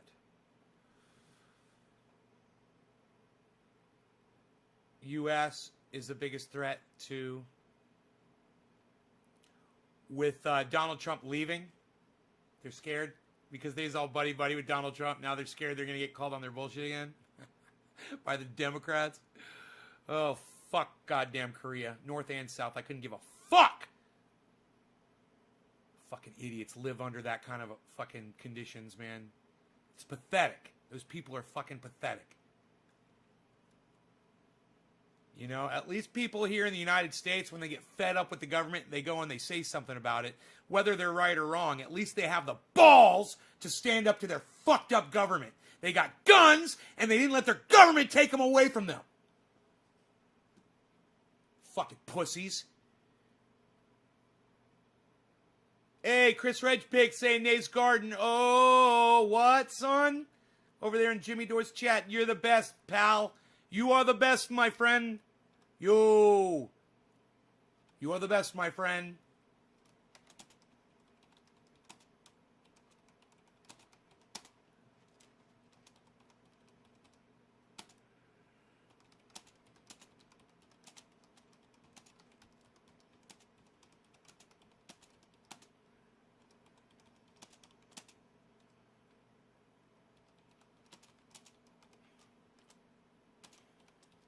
Okay.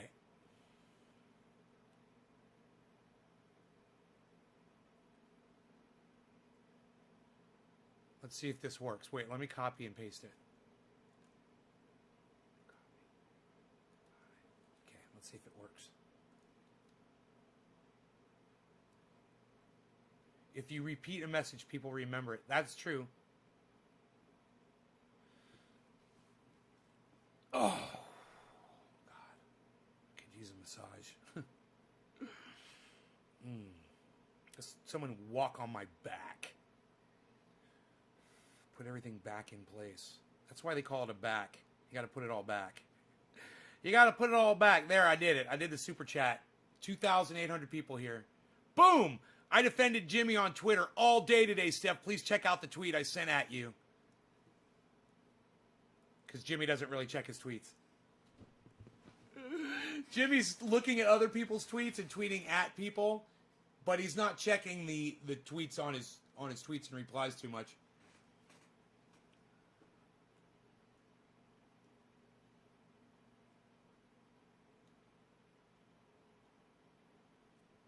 $54.20. Oh, that guy that spent the $50 is so sad that I spent $54.20 and bumped his $50 message. That's 54 minutes. And 20 seconds, probably a super chat time. Probably. I don't know exactly how it works, but it seems like the bigger the thing, the longer your thing stays up there, and it might be, the amount of money is like a minute per dollar or something. Thai lady massage backwalkers are best. Chris Redgepick, thank you for typing Nate's Garden in the chat at Jimmy Dore Show. I wish I could get more of you guys to talk about Nate's Garden interviews in his live chat right now. 5420. You.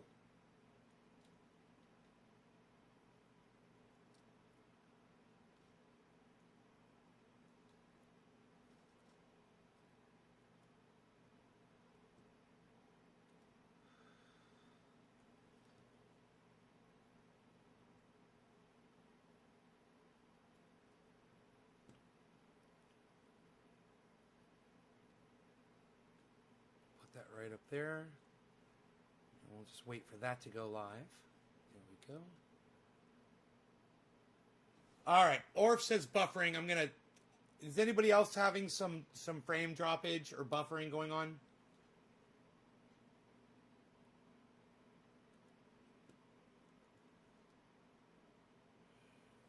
420. Happy 420, everybody. This is about the time of day you start fucking with my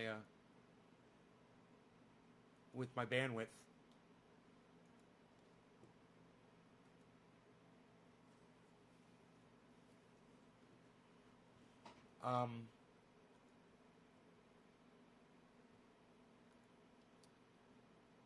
No. Okay, because it doesn't say I'm dropping any frames.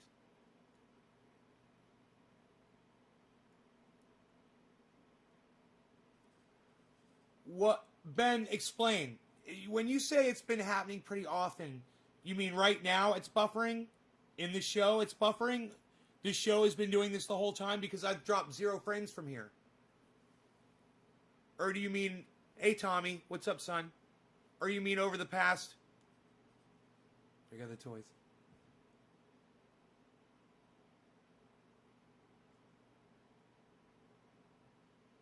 I don't know if I have a toy to play with. Nick Brown says working fine. During the show and this morning. No, never. Okay, well, some of you guys don't have perfect internet, and that's a thing. I mean, are you watching on like a gigabyte connection, or are you watching on a cell phone in your house? You know, and as you walk through your home, you might, you know, lose me. Hey, Orf, says Nays Garden on Jimmy Dore's chat. What? I might just put Jimmy Dore's chat up in here if you guys start doing that shit. That's cool. I like to see that. My dog is so cute. I know he's fun. He likes to play. He likes to play alone. You know, he does it so well.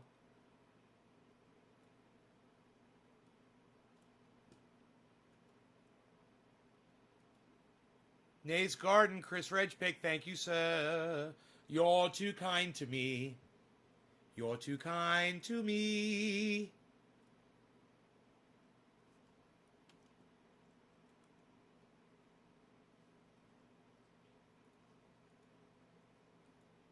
So stupid. You're too kind to me.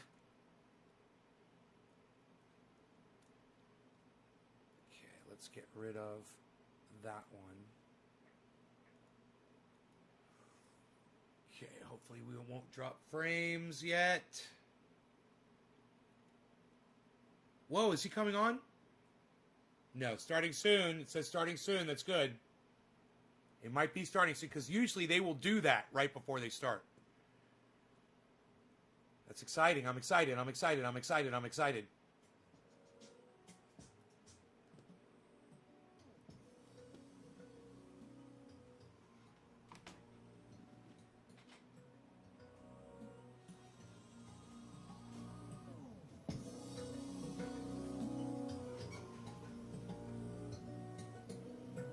Tommy Miller working perfectly. Tommy Miller working perfectly. Tommy Miller, Tommy Miller. Tommy Miller, Tommy Miller working perfectly. Tommy Miller, Tommy Miller. Tommy Well. Oh, look at Nays Garden coming through. Oh, Merida, no comment. Oh, Merida, no comment. Oh, Merida, no comment. Oops, somebody else. Chris Redgepick, maybe. Nicholas Brown, no law regarding cannabis. No law regarding cannabis. No law regarding cannabis. Cannabis, can you read it? Let's check out the chat. Who's gonna be next? I could almost read it. It's just a little blurry. I could make it bigger. Nays Garden, Chris Redgepick. I'm gonna make the chat bigger. Making the chat bigger. 'Cause it's what I do. I make the chat bigger. It's what I do. Hey. I made the chat bigger. You can see what you say. We're gonna get real high and watch Jimmy Dore with Trendy Nay at Nays Garden. Jon Snow, Nays Garden. Orf, cheers, Nay Garden. Chris Redgepick, smoke a joint, Nays Garden. I love the all of the mentions of Nays Garden.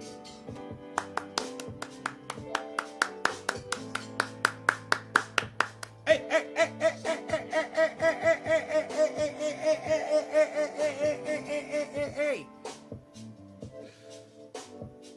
wow. Chris Reg pick Nays Garden.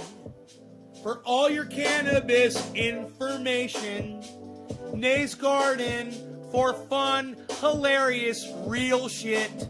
Nays Garden, 3 podcasts a day. Nays Garden, come see Trendy Nay. Nays Garden used to be trendy as dabbers. You guys could say all kinds of things about Nays Garden. You don't just have to say Nays Garden. 5420, 5420, 5420, 5420. Hey, Stephen Culbertson, did I smoke for you yet? Hey, Stephen Culbertson, did I smoke for you yet? We're just hanging out. Hanging out, did I smoke for you yet? Stephen Culbertson. I feel like I'm sitting in a lounge. Hey, Stephen Culbertson, are you there, man? Did I smoke for you yet? Hey, let us know, pal. Are you sitting out there in the audience? I don't know. Whoa, who's that? Chris Reg Pick saying stuff. And Jon Snow, come see Trendy Nay 3 times a day. It's fun to say, hey, where did you go now? Where have you hidden yourself? Oh, there you are, Steven. Cheers, Steven. Whoa, what's this? Weird. Chris Reg Pick and Omerta no comment. Thank you so much for the chats on the Jimmy Dore chat. Yes.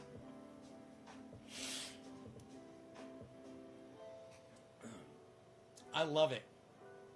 That is good. That is fucking promoting like motherfuckers. So cheers to Stephen Culbertson. It's yours, bro. Cheers. You get the 420, bro. Cheers. Happy 420. I'm late.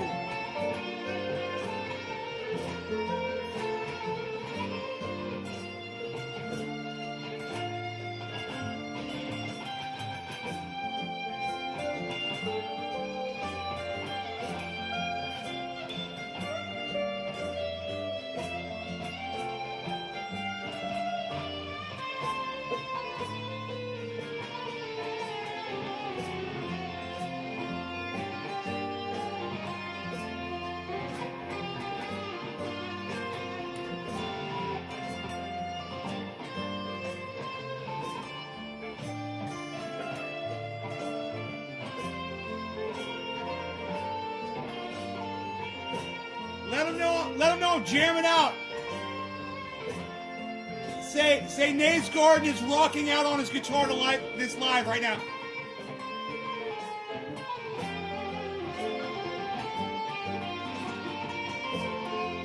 Say, you could be at Nays Garden right now listening to him rock over this song.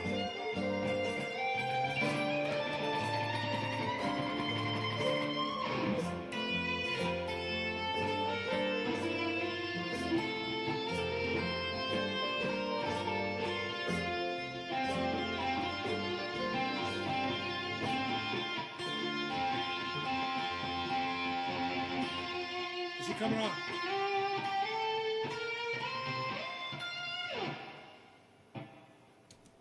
You guys could be in there saying, yeah, okay, cool.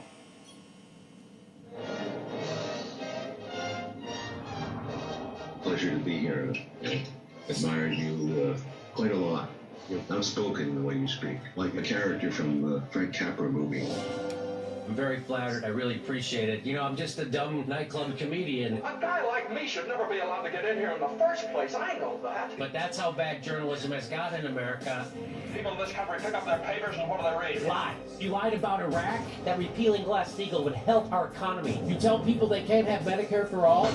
Why don't you tell the people the truth for a change? The problem is the criminals bought the media. They've been bought by the people who bought our government. We have corporate rule for one big corrupt cabal. Except I ain't playing their game anymore. Oh no, not me. Ah! I'm standing up and I'm calling you The out. political machine. Corporate sellouts. The people who turn their back on unions, workers, and sick, poor people. They got another thing coming. We're taking our goddamn country back. And I'm gonna stay right here and fight for this lost cause. Even if this room gets filled with lies like these. And let's blow up that fucking system! We've got to get this man off the floor. As soon as I become a threat, they're gonna try and shut us down. Defend the machine. Hit this guy. CNN ran a giant smear piece. I'm a threat, baby! Woo! Either I'm dead right or I'm crazy. Now the real fight starts. Somebody will listen to me. Keep up the great work, man. You're killing it. You really do speak the truth. I watch your videos all the time. Jimmy Dore. We all are Americans and we all need the same things. Good schools, good jobs, health care, legal pot. 3 out of 4 ain't bad. The point is... If there's ever deals with this man, it'll become a laughing stock. Funniest man on the planet is right here. I really enjoyed watching you. It's funny and insightful. Outstanding job. Thank you, Jeremy. Great to be here with you. I've admired you from afar. I hope he watches your show. Oh, yeah? Man, that's good taste. Ladies and gentlemen, from the south side of Chicago, Jimmy Dore!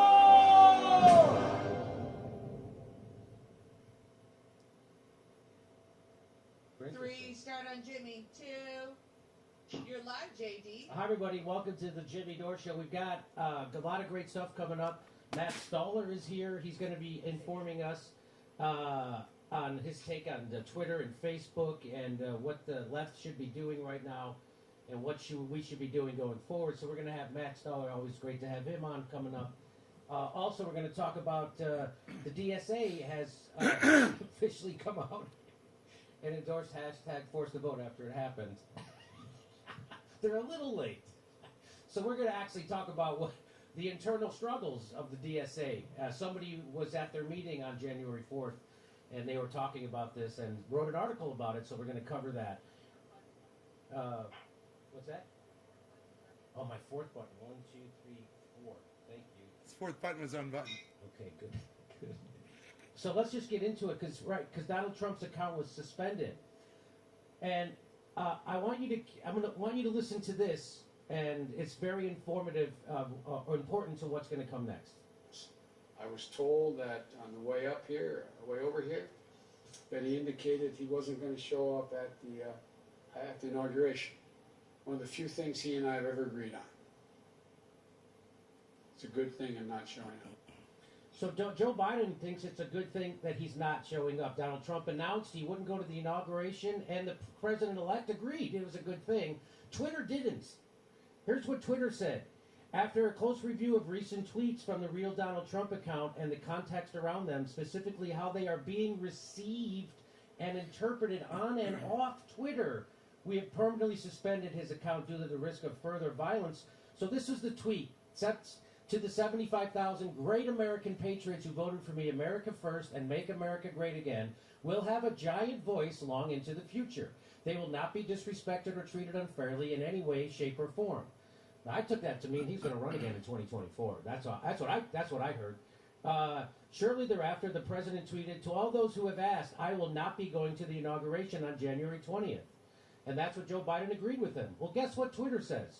These two tweets must be read in the context of broader events in the country and the ways in which the president's statements can be mobilized by different audiences, including to incite violence, as well as in the context of the pattern of behavior from this account in recent weeks.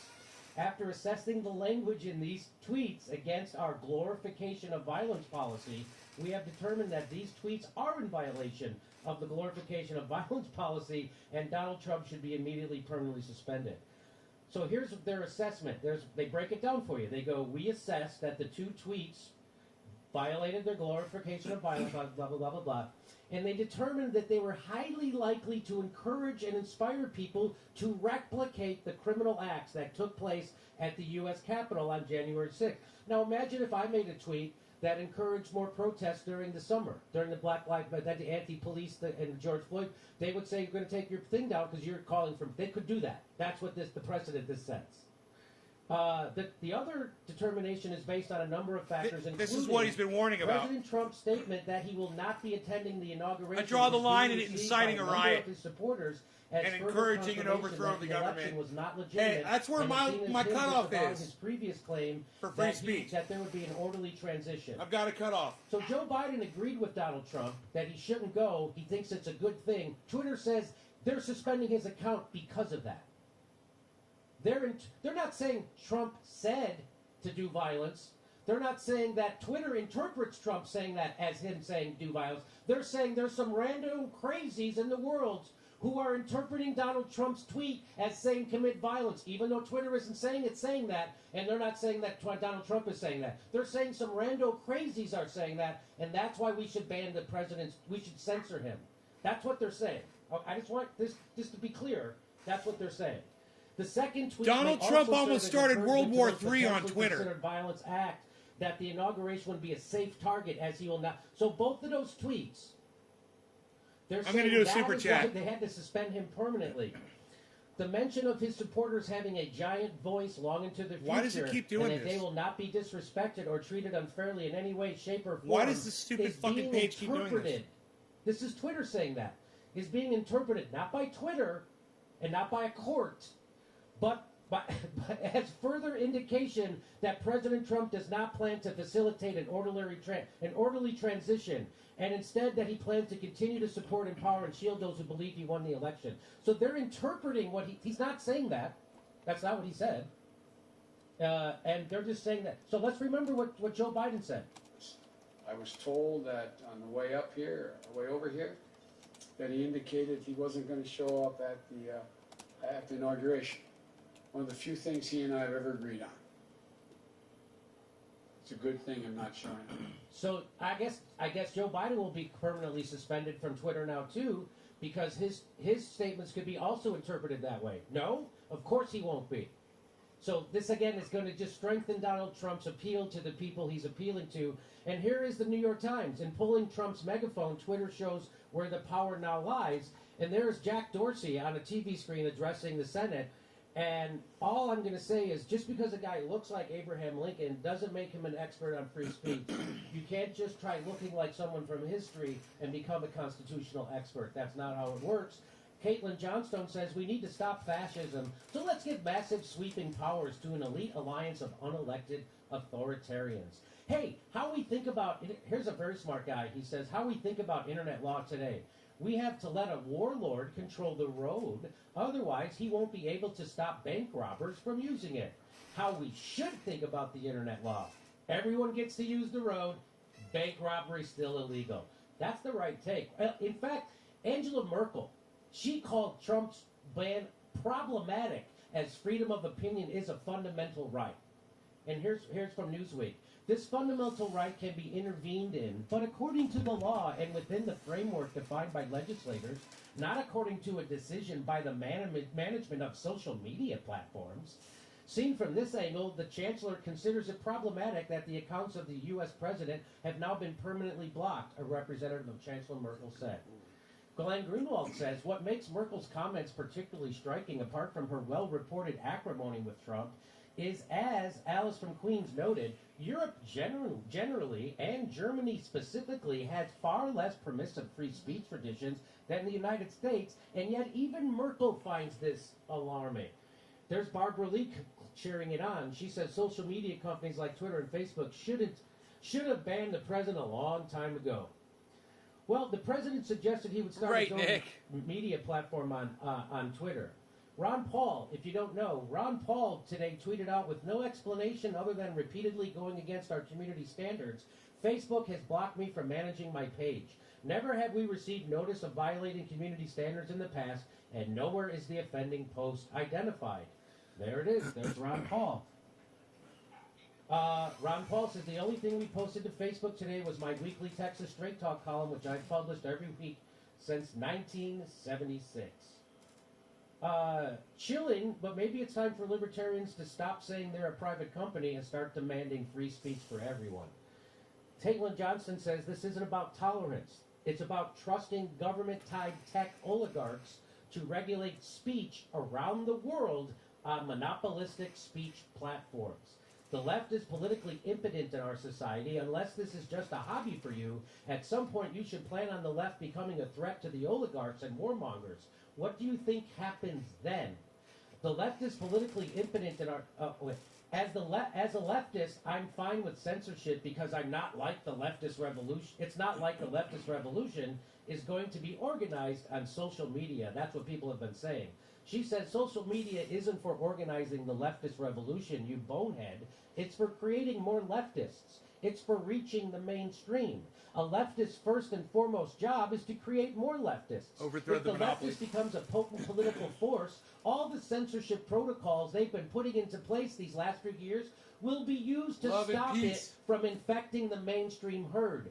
You shouldn't want this. Saying you are free to leave these monopolistic platforms and go to some fringe website no one uses is the same as saying you are free to dig a hole and go yell into it. All of the most critical factors determining what people's lives are like are invisible now. Most people don't even know they're happening. Oligarchy, neoliberalism, imperialism used to be you knew who the king was and he'd openly do anything he wanted. Now, that's all kept carefully hidden. And as Apple platforms people, they encourage you to think different, and you will be deleted. So it's not just deplatforming people. bring It's out the our, President of the our United guest that States worked on policy in DC for encouraging many war years. and He's a fellow revolution. at the American It's different Economic than Liberties people. Project. He is the author You of know, Goliath, that's where I draw the 100-year line. war And between him and I monopoly do power and disagree. democracy. He's one of the most prominent thinkers on markets and monopolies. In other words, he's an egghead. Please welcome back to the show, Matt Stoller. Matt, how are you? Hey, great to be here. So, That was an awesome intro. Matt, thank you for being here, and thank you for having to endure me yelling at you over a webcam one time. That was tough, I know. That was really hard. It was the hardest thing ever. Oh my god. So Matt, let's just jump into your overall what happened at the Capitol last week. Not specifically this yet. Let's just get into the overall what your assessment is. You mean the riot? Just Yes. What happened? Yeah, the riot. Trump incited a riot, and there was bad crowd control, and the rioters, some of them were armed. The Capitol Police, I worked on Capitol Hill for 6 years. The Capitol Hill Police, you know, a lot of them are good people, but I don't think it's a particularly well-led force. I don't think there's particularly good communication, and obviously there's a significant breakdown of planning. I mean, you see incompetence across a lot of our elite institutions. Why wouldn't the Capitol Hill Police be, you know, the leadership there be incompetent as well? So that's what I think happened. It was pretty scary, but I'm not, you know, I don't think it was a coup. I think it was just I think it was dangerous. I think it was bad, and I think Trump is responsible for it. But it was, you know, it was a riot. That's just what it was. Are you afraid of the reaction by the government and social media to what happened? Yeah, I mean, I think that I'm afraid of a couple of things. So I think the most dangerous sort of problem here is the hardening of our society like, we have to decide as a culture, and both parties have to decide whether we want to try to build a society together. And, you know, that means living with people that you don't agree with, or maybe even that you have really serious disagreements with, but you have to decide that you're going to share power. And what I don't see is, you know, the Republicans Jon have not Snow, that's acknowledged funny. that they did, you know, that Trump was lying and you know, inciting violence to try to undermine democracy. And the Democrats have, you know, they have not acknowledged that these platforms are enormously powerful and probably went too far.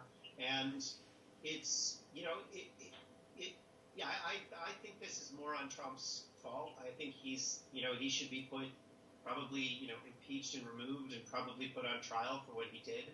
But, you know, this is we have to make a decision ultimately to have a society. And what I worry about is that there is this hardening, like the Republicans I know are terrified of what, you know, big tech oligarchs and Democrats are going to do to them, which I think, you know, what I tell them is admit that what you did was wrong, right? Admit it. Admit it. And then we can maybe move forward and try to figure out some way to stop this from happening again, and making Joe Biden as successful president as possible, and rebuilding a common culture and a common kind of political culture. I don't see that willingness on the Republican side, but I also don't see that willingness on the Democratic side. So that's what I worry about. And part of that is, yes, the possible crackdown using these monopolistic institutions on the rights of conservatives, and then, of course, they will then target marginalized groups, which they always do. You don't have to, like, they've been censoring people for a really long time, not all of the conservatives. And sometimes they don't even know they're doing it. So, like, Biden I worry about secret that. loan. I mean, it's something that I've talked about and written about for a long time.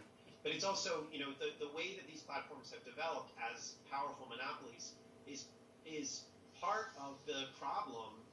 Like, the policy choices that we've made to allow for this concentration of power are the same policy choices that have hardened our society, that have created an epidemic of elite lawlessness, and they're philosophical choices about whether we want a democracy or not.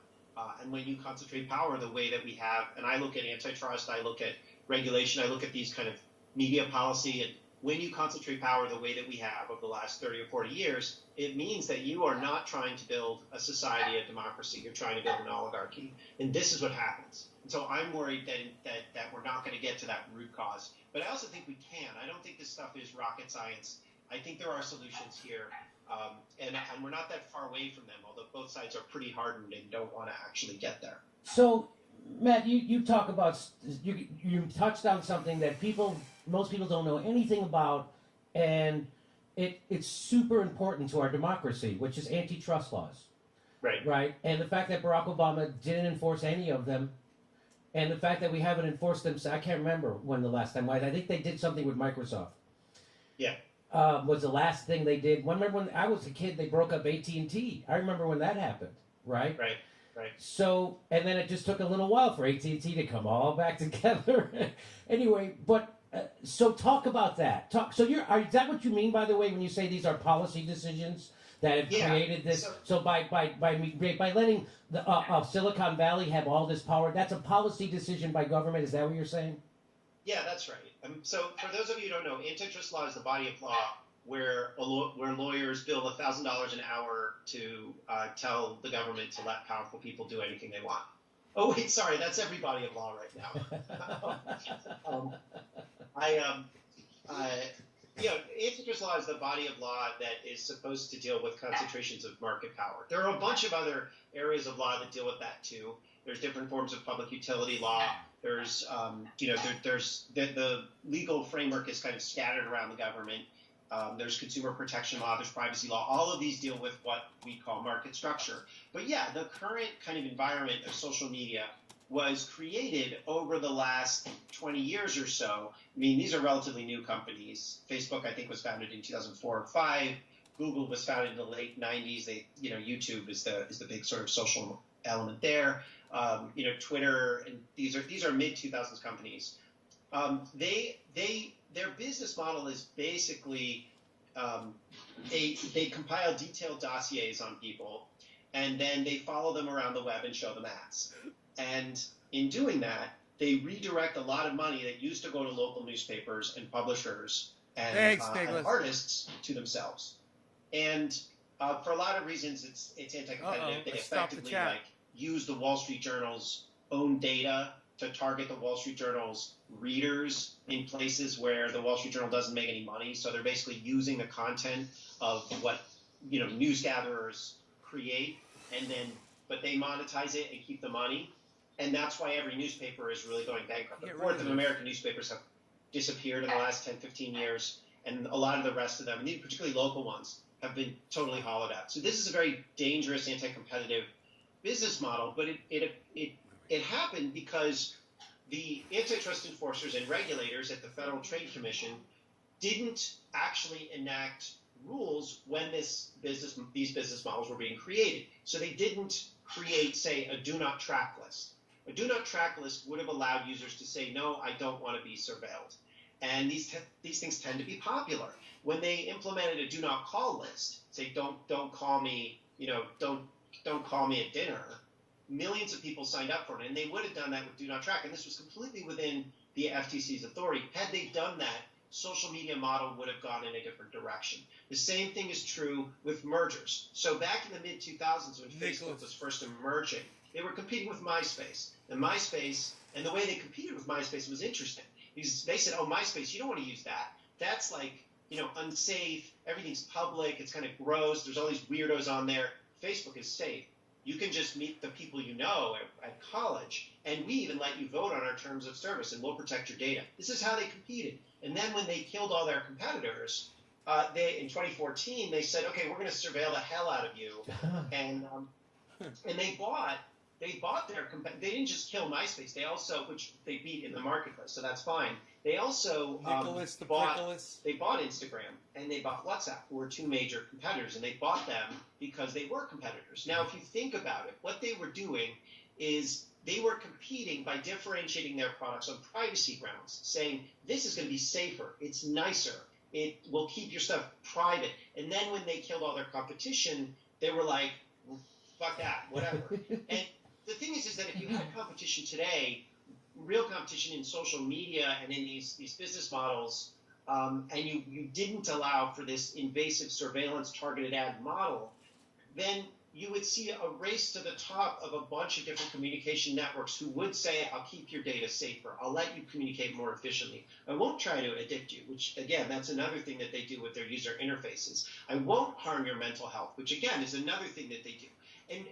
But they don't do that because there isn't a lot of competition, and the whole model is based on surveilling you and then manipulating you to do things. So that's a whole model that shouldn't exist, and it only exists because of policy choices that the Bush administration and then the Obama administration and then the Trump administration made. And I guess the last thing I'll say, just in terms of the policy leverage point, is in 2011, the FTC, the Federal Trade Commission, came out with an order over Facebook saying, you've been lying to people about your data practices. And Facebook said, oh, we won't do it again. They put them on order. Now, an order is a very powerful legal tool. If you violate it, it's about $40,000 fine per violation.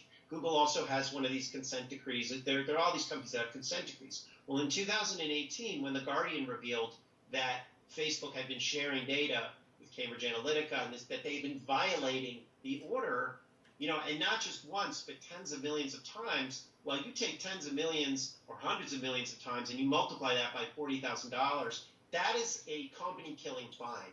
So the FTC could have gone to Facebook and said, you've been collecting this data to do your invasive, addictive business model.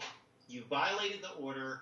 Either change your business model or you're out of business, or we own you. And they didn't do that. Instead, they gave them what effectively was a parking ticket.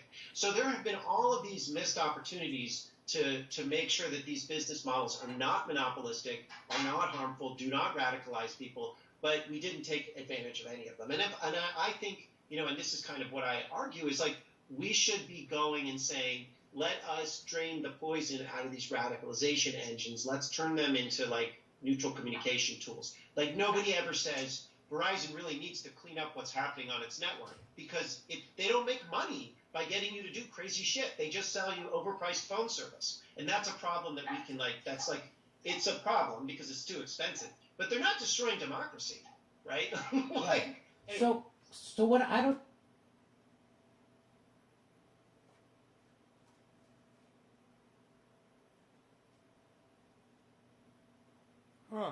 Out of business, and then when there was no competition left except for WhatsApp, they went and they paid $20, not million, $billion for an app. That's how they can stifle competition. And so now WhatsApp, which was the basis of it was exactly what you laid out. They weren't going to track you. They weren't going to share your data. None of that stuff. Facebook just said, if you want to use that, you have to either delete this app or we're going to share all that information that you've put on this app. So you have to delete it before February 8th. So that's the kind of, who's got $20 billion and who can resist $20 billion, right? So if I started another social media company that was actually neutral the way you said it, and then Facebook comes along or Twitter and offers me $20 billion, I don't think anybody could say no to that. So that's where the government is supposed to come in and break up those monopolies or institute regulations like the kind that you were just talking about. Like we won't track you, which would have made, and we won't addict you. We won't use algorithms that make you addicted. So those are the things that government should do and should have been doing, but they didn't. And it's because of you tell me if it's this true, but it's because of the corporate capture of our government, and it didn't start yesterday. Right? Is that the reason why we haven't been instituting antitrust laws? You know, I think that that's too easy an explanation. I am both more I don't know, pessimistic and optimistic. I think it's really a matter of ideas. I just don't think that, you know, my book, I go over the history of what happened in the 1970s. Kind of the left got this very consumer-oriented mindset, right? So the Democrats, the left used to be kind of like small business and labor, what they called small capital, and labor would be fighting against monopolies and finance, right? That was the traditional political architecture in the U.S. going back hundreds of years. Go back to England, and you could find that architecture too, the 1600s. Well, so in the 1970s, this changed for a variety of reasons. And the left started thinking our enemy is not just big business, our enemy is all business. So not how do we do business, but business is bad. This is a kind of more like quasi-Marxist frame. And when you adopt that idea of, well, we're going to be totally consumer-oriented, we don't care how you make things or whether people are well paid or whether the suppliers have some sort of liberty or whether there are monopolies, all we care is whether consumers get cheap stuff. What you get is an economy dominated by Walmart first in the 80s Walmart and 90s Walmart, and then Amazon and Facebook and Google. And the reason the framing here is so important because the way that they said, is this stuff efficient? Is this stuff good for consumers? Is they said, let's look at the price. If the price is low, then it's good for consumers. Well, guess what? Google and Facebook's product is free, right? Like it's a non-monetary price. Same with Twitter. Same with a lot of these institutions. So all the antitrust people are looking at it and being like, I don't see any problem. Do you see any problem? I don't even see prices here. So what's the problem, right? And this is a new way of thinking about it. Before the 1970s, people used to say, is the company big and powerful? Does it have competitors? If it does, let's break it up, right? And then in the kind of Carter Reagan, they moved towards saying, no, all we care about, we don't care if it's big. All we want are low prices. Right. And so that's the mindset that we're in. And I think it's changing, right? So it's easy to say, yeah, I mean, yes, there's corporate capture. Like a lot of these people are kind of disgusting. But I also think that there's a real intellectual problem at the core of what's going on. So in other words, it would be easy. It's a little too easy to say it's corporate capture because then you have to say, why do millions of people, tens of millions of people love Obama? Why do different tens of millions of people love Trump? They're not getting paid off. They're not brainwashed necessarily. They just have a bad conception of policy in their heads. And I worked in the financial crisis in Congress. I know a lot of people that were working there. They were not all bad people. I mean, some of them were, but mostly they're bureaucrats. They're not getting paid off. People didn't get bribed to do the wrong thing. They did the wrong thing because they had bad ideas about how the world worked. They said, you know what we need to do in response to a financial crisis or in response to a crisis of big tech or whatever? Let's ask the experts what to do. And who knows more about banks than the guy that runs the biggest bank? And who knows more about technology than the guy that runs the biggest tech firm? It's our whole mindset that says we can't trust the people, we have to trust the experts. And that's not totally about So if that, well, let me just challenge that a little bit. If that was the case, if you're... No! No! If that was the case, why is it that only the experts in the United States said don't give people a UBI and health care, but in every other country, the experts in those countries said do that? So if it was just the way people's minds were, I think it's the complete... I think what you're saying is there's partially true, that there is the way bureaucrats think, but I think the bigger, and of course, you know more than me, but I'm just going to have to say it anyway, that I think it is corporate capture. Otherwise, it would play out exactly the same way around the world, but it hasn't. Is that correct? Well, so I think, so first of all, when I say experts, I don't mean people who are genuinely like experts in that know a lot and are good at things. That's not what I mean. I mean people who are in an expert class, who have elite credentials. Like, economists are wrong about everything, but they're considered experts. And, but they speak in the language of sort of like quasi-science, right? It's scientism. It's not science. It's like, but it's a language that intimidates and impresses people, right? So if you're like, oh, the financial crisis is way too complex, that I ran into a lot of people who said, they're like, oh, it's super hard to understand. And then they throw a lot of jargon at you. And when I started working in Congress in 2009, they were like, oh, the financial crisis, here are CDOs and all this other crap. And I kept reading books to try to understand what was going on. And no one ever said, and you have to figure this out, this is simply, the details are complicated, but it was essentially gambling with other people's money. That's what it was. They were just gambling with other people's money. They lost. Trillions of dollars of bets went sour. And they were like, someone's got to pay for this. Let's stick it on the middle class. And then they said, oh, this is super complicated. And in many cases, they actually thought it was really complicated. But what was happening is they couldn't imagine a world in which they weren't in charge. And in order to keep them in charge, you have to there's no actual justification for it. So what do you do when things are really not justifiable? You pretend that simple things are complicated, right? That's a way of it's sort of a way of being dishonest. But they're not actually actively lying. They're more self-delusional. So that's what I mean. And now, if you want to know why this kind of thing hasn't played out the same way all over the world, I think it largely has.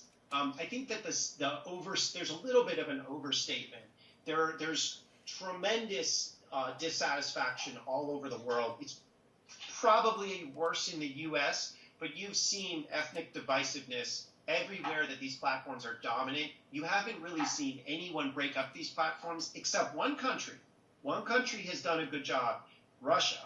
Weirdly enough, the Russians, because they have a competitive search engine called Yandex, because search engines are done via based in different languages. So they had a lot of scientists during the Cold War who could deal with computers. When the internet came on, they had this search engine called Yandex. So they had this competitive search engine, and then Google was slowly squeezing and killing it using anti-competitive practices.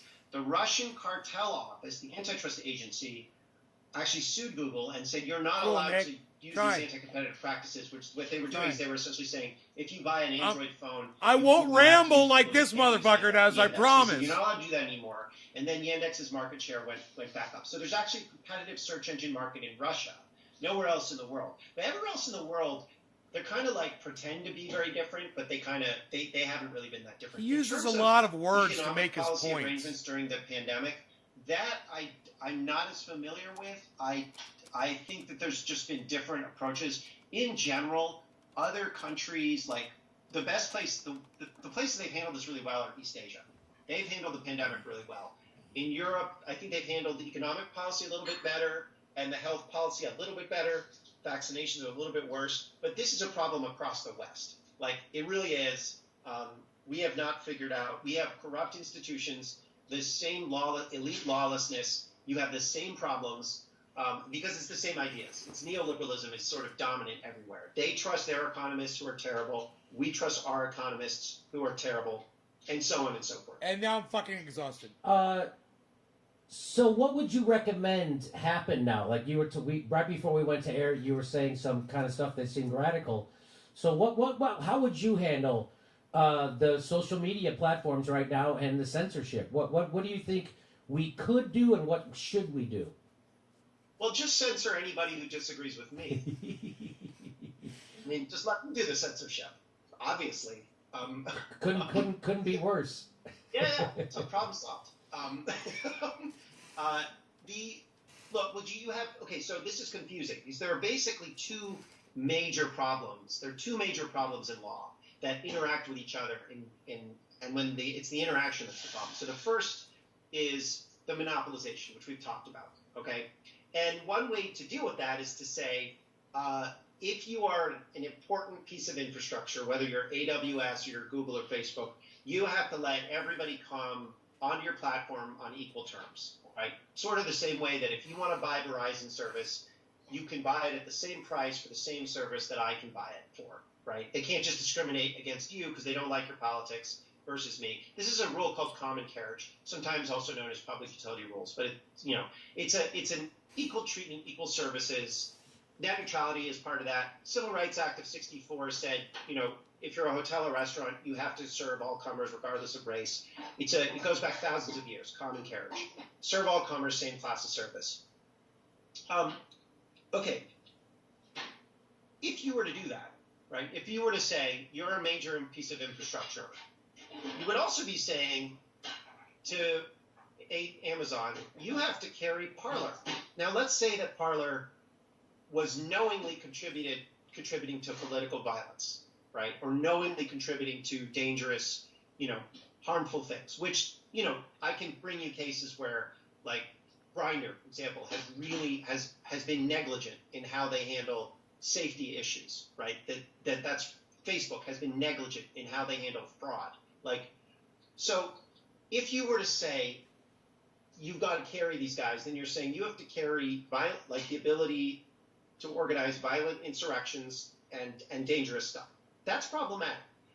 But that gets to the second problem. The second problem is a law that's called Section 230 of the Communications Decency Act. Now, Section 230 of the Communications Decency Act is a legal shield that says that if you run a platform, guys, he's still talking? Thing called an interactive computer service, then you are not liable for how people use that service. Right? They can use it to do all sorts of terrible things. You know that they are using it to do terrible things, and you're not liable for anything that happens. So now, there are a whole bunch of now. So can I just let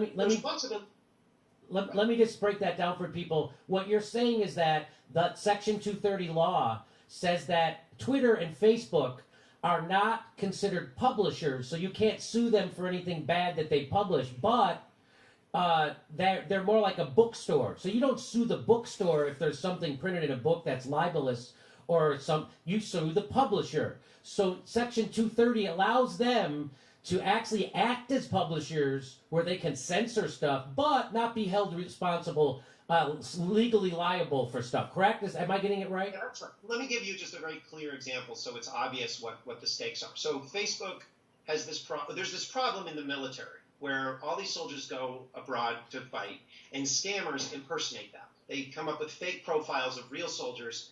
They then flirt with lonely women and get those women to send them money, right? The idea being like, you're dating a soldier who's abroad, you've never met them, send me money, I need money for this or that or the other thing. The soldier comes home, this woman is like, now we can have a relationship for real. The soldier's like, I've never met you before, okay? This is a constant problem in the military. It always happens on Facebook. The New York Times did a story on this.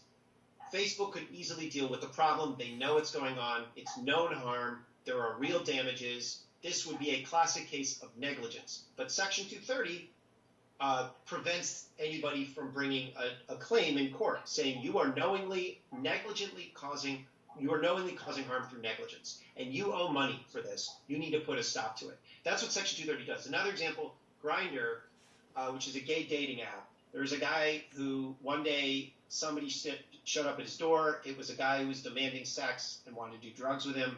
He was like, you've been flirting with me. You've been saying all this kinky stuff. This guy's like, I don't know what you're talking about. He's like, no, you've been saying it on Grindr. Well, the next year, about 1,000 men did the same thing. Some of them assaulted him. They all thought he wanted to have sex with them. Turns out it was an ex who was impersonating him on Grindr, and he couldn't get. They got restraining orders against this ex, but he couldn't get Grindr to stop this guy from making fake profiles because they didn't care. And he took him to court and said, you are knowingly putting me in danger. And the court said, this is true. We would love to hold the Grindr accountable, but Section 230 blocks us from doing that. So there is known harm that these platforms are inducing.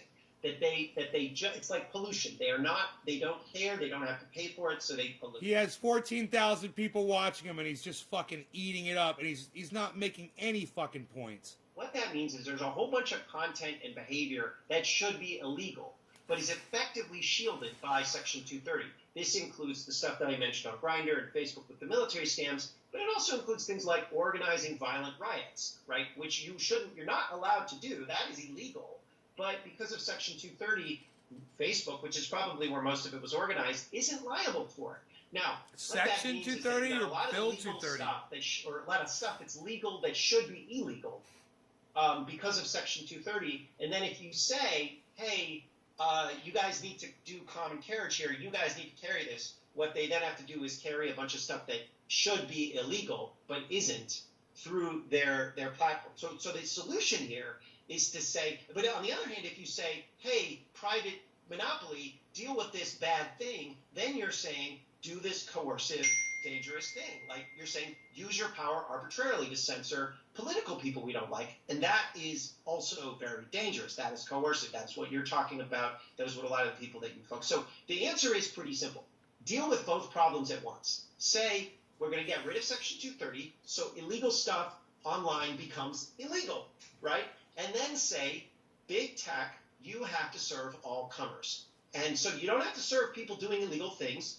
If stuff is illegal, if someone's being negligent, if they're defamation or whatever, you don't have to carry that because that's illegal. But it's determined through a court, through public institutions, through laws. You have to carry everything else. And and that's where the warlord analogy came from. It's like, don't let private warlords enforce arbitrary law to stop things you don't like. Make the stuff you don't like illegal and don't have warlords, right? That's the whole point here. That's the rule of law. And like either way you deal with it, if you force these guys to carry stuff that should be illegal, or if you say use your arbitrary, coercive, monopolistic power to get rid of stuff we don't like, neither one is the rule of law. You have to solve both problems at once. So that's the kind of answer here. So let's apply that practically right now. Let's say let's say Donald Trump, or Alex Jones, either one, and people would say, well, the app had to intervene and censor them because what they were doing was hurting people. And what I always say is, if that's true, isn't there a law enforcement agency that's supposed to handle when someone else is doing something illegal and is hurting someone? Isn't there because otherwise now what we're doing is we're letting unelected bureaucrats, nameless and faceless bureaucrats, determine what is free speech and what isn't. And what do you say to that? Well, I mean, look, here's what I would say. Okay, Alex Jones does what he does, and there are always going to be Alex Joneses in a culture. But nobody cares if he's just on a street corner saying what he's saying. Who's responsible for Alex Jones? Obviously Alex Jones, and you should, if he's doing something to incite violence, and there's a pretty high threshold for that in a court, but if you can prove it, you can prove it, right? However, Google, because they want to addict you and keep you watching so they can sell ads, recommended Alex Jones to their users 15 billion times. Alex Jones is Alex Jones, but Google made him a star. YouTube made him a star with their algorithm. Now, who's responsible for that? I think that Alex Jones, again, is responsible for Alex Jones. Google is responsible for making him a star. So if he causes harm, then Google should have to pay for part of that harm. And if they had to pay for part of that... How dare this little fucker not give Alex Jones credit for covering news that people wanted to hear, and that's what made Alex Jones famous. It wasn't the algorithm. He was getting recommended because people were fucking watching him because he was covering shit that people were interested in. And this little fucking fuckstick doesn't want to give Alex Jones credit for what he did. If they really are doing, fraud or really bad things, product liability problems, you can win them. So let it go to court. So that's right? what. So you're saying what Matt Taibbi said when he addressed the Alex Jones situation. Like, there's a body of law that journalists have been working under for decades, and it works fine. Why can't we let the law work? And people are like, but there's bad things happening, so we have to supersede the law. You're saying don't do that. You're saying let the law take its course, right? Right. What they're saying is we don't trust the state, so let the warlord do it. Yes. Right. That's that is certainly one way to handle a problem, but it doesn't lead to self-government, right? Like the warlord's name might be like Mark Zuckerberg or Jeff Bezos. And you might be comfortable with that person, but it's still a warlord. So right? Yes, so it couldn't. But my point being, we can't leave it up to the interpretation of a nameless, faceless bureaucrat to decide who's inciting violence and who isn't inciting violence by their interpretation, because any organizing could then be considered inciting violence because there's potential for violence at this rally, or like let's say I was organizing another rally. At the Capitol, they could say the last one was violent, so this one's got to be shut down too, because it's their interpretation. So, I mean, you've already seen this. You saw they're trying to bring a case against a guy named DeRay McKesson, because DeRay McKesson is a Black Lives Matter activist, and they brought a suit against him, trying to hold him responsible for a damage that was caused in a riot where he wasn't rioting, he was just there. And they said, well, you're a prominent activist, so we're going to hold you responsible for this. That's fucked up. I mean, he was let off because the claim wouldn't stand up in court. But the thing about these platforms is that they're not courts. There's no due process. So they could just say, yeah, you were there at a violent rally. We're getting rid of your ability to be on Twitter, to be on Facebook, to be on Amazon, to sell your book, whatever it is. Like, these are vital. Or, they took Trump off Shopify. I mean, somebody pointed, they were like, what's the danger there? Is he going to sell too many red hats? I mean, what's the problem? It's just like at this point, what they're trying to do is they're trying to push a large group of people out of society. They're just trying to say you're not going to have representation, and that's a really dangerous thing to do unless there's real kind of due process and some sense of legitimacy in how it's happening. This is not due process. This is not legitimate. So but the thing is, at the same time, you also have to acknowledge that what Trump did was wrong, and also that some of this stuff is illegal. Yes. Right?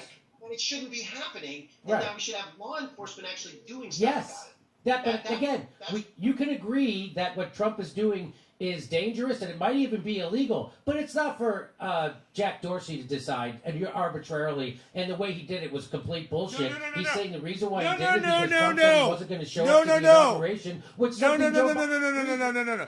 Jack Dorsey doesn't want his service being used to contribute to fucking violence that resulted in 5 people being murdered, Jimmy. You forget that. People then say, why are you defending fascists? So how do you respond to that when you say, we need to have a transparent process if we're going to take away someone's freedom of speech? And when you say that, people call you a fascist or you're defending fascists. What do you say to that?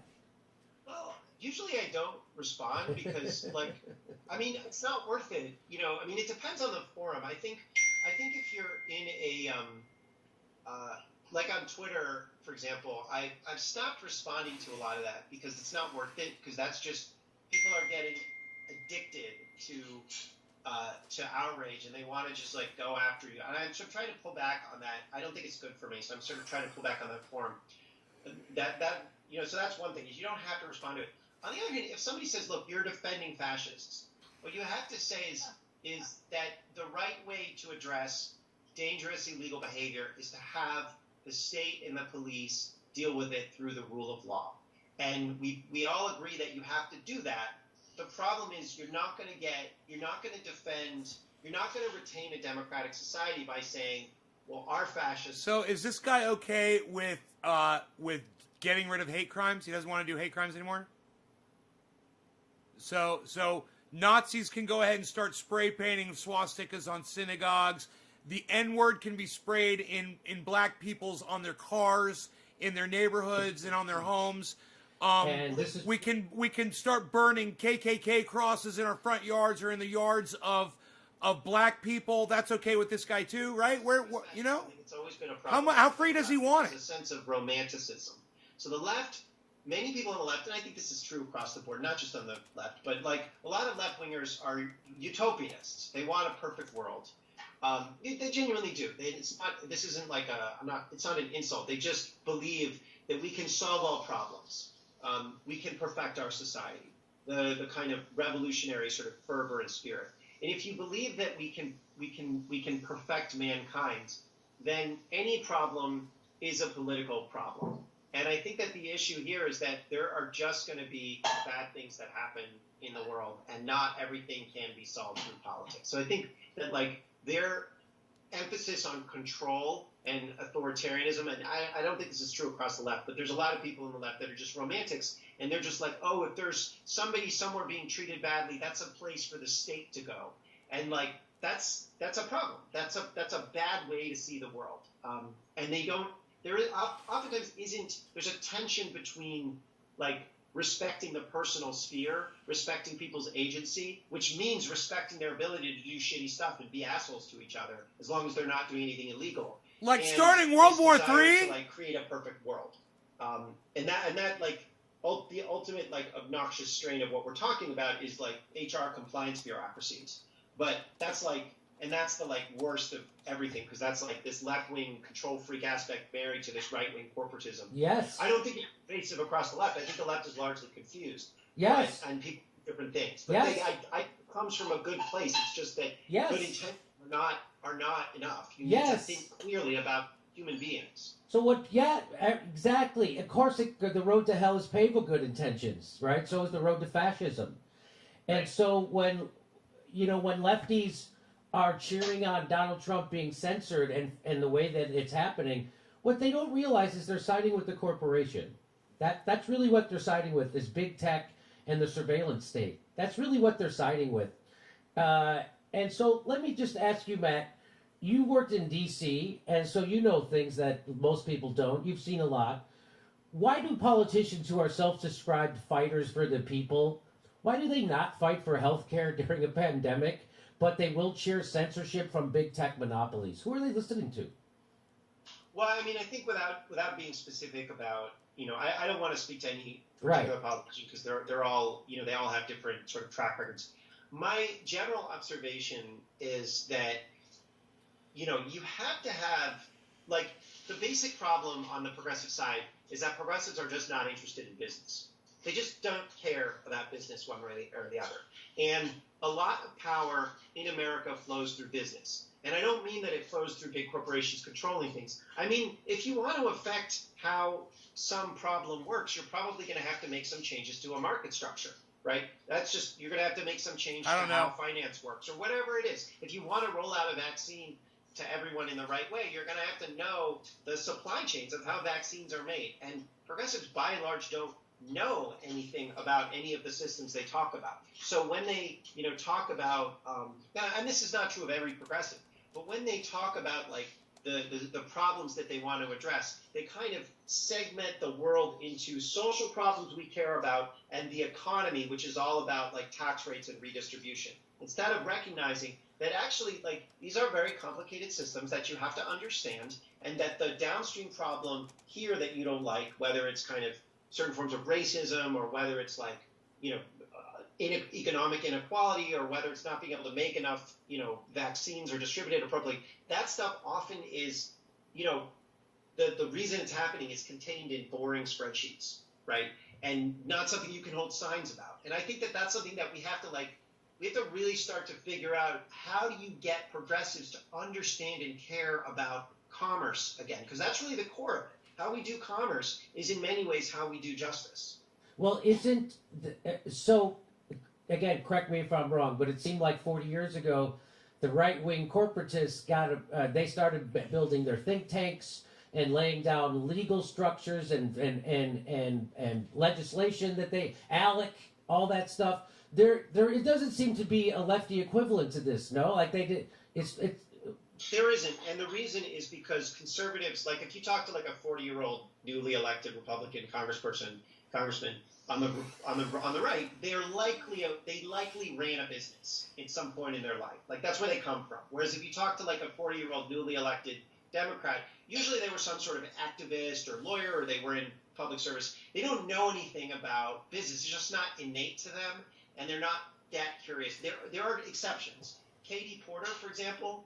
She really understands foreclosures. I don't know if you know, she's on the oversight committee. When she asks bankers about, she's not like a super lefty, but when she asks bankers about things, it's just brutal the way that she destroys people. But that comes from a deep understanding of the law and of banking practices and a lot of painstaking preparation. She really understands what she is talking about. And there are others, David Cicilline, like Pramila Jayapal. When you watch them on the antitrust subcommittee going after big tech, it was so different than when you watched like a bunch of other committees going after the same big tech people, because they had actually done the work to understand the business models. They had talked to the small business people who were getting screwed. They had read some of the contracts. They had gone through 1 million documents. They really understood these systems. And I don't really know a way to like make this point, except like you really, to make political change, you have to be really deep rooted and like marinated in the substantive policy questions. And like because of annoying people like Hillary Clinton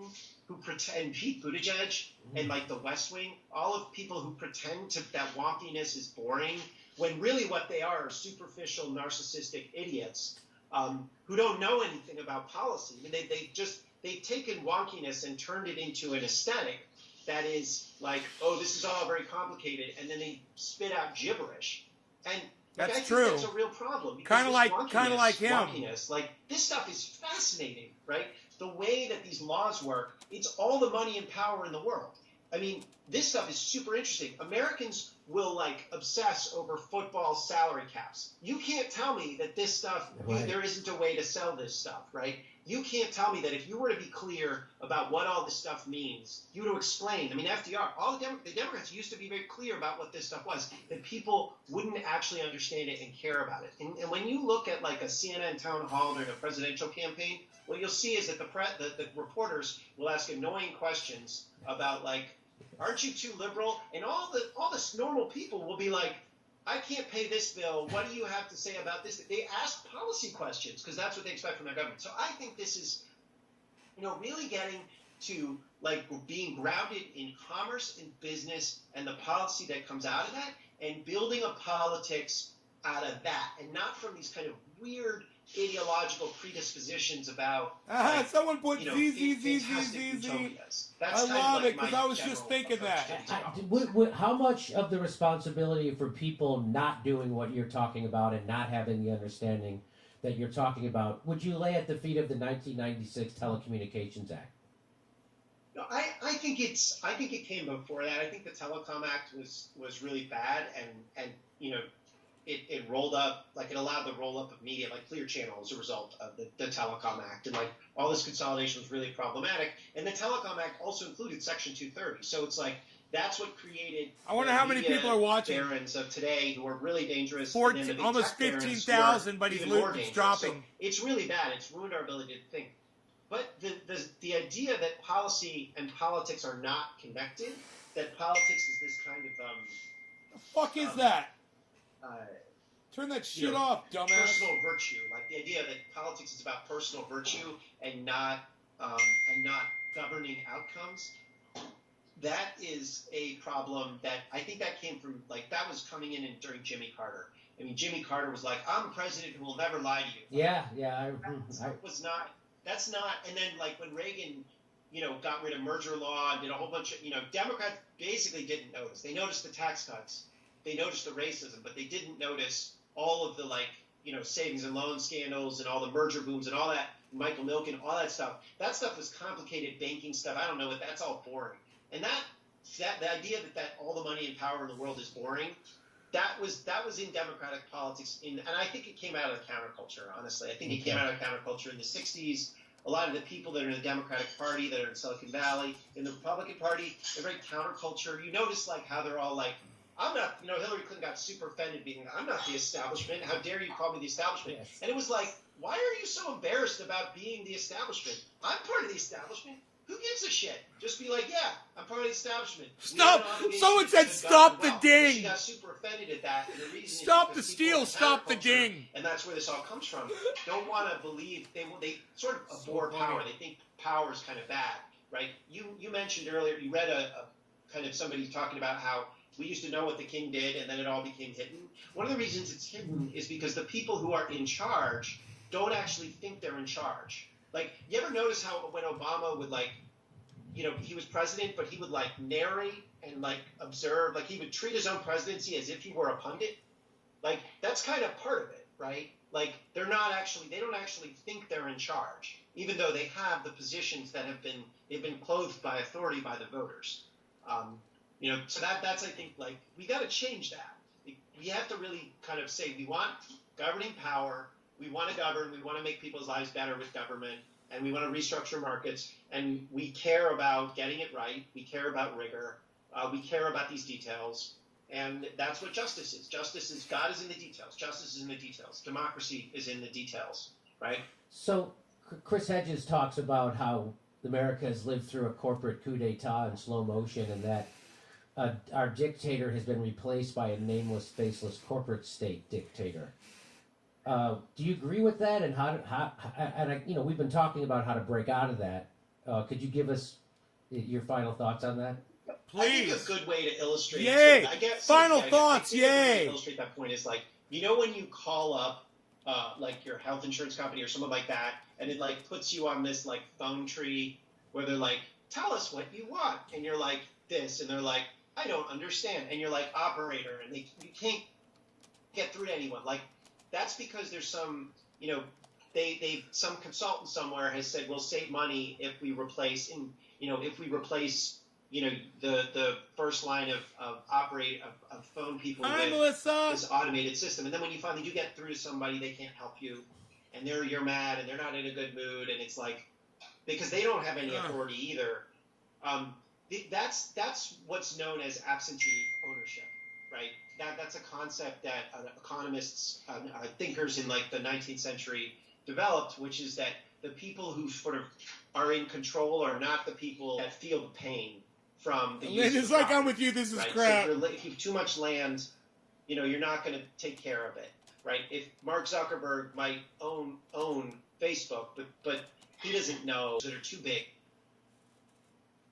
monopolies, but also just institutions that are simply too big. Then you get absentee ownership, and that creates a sense of alienation and frustration among everybody.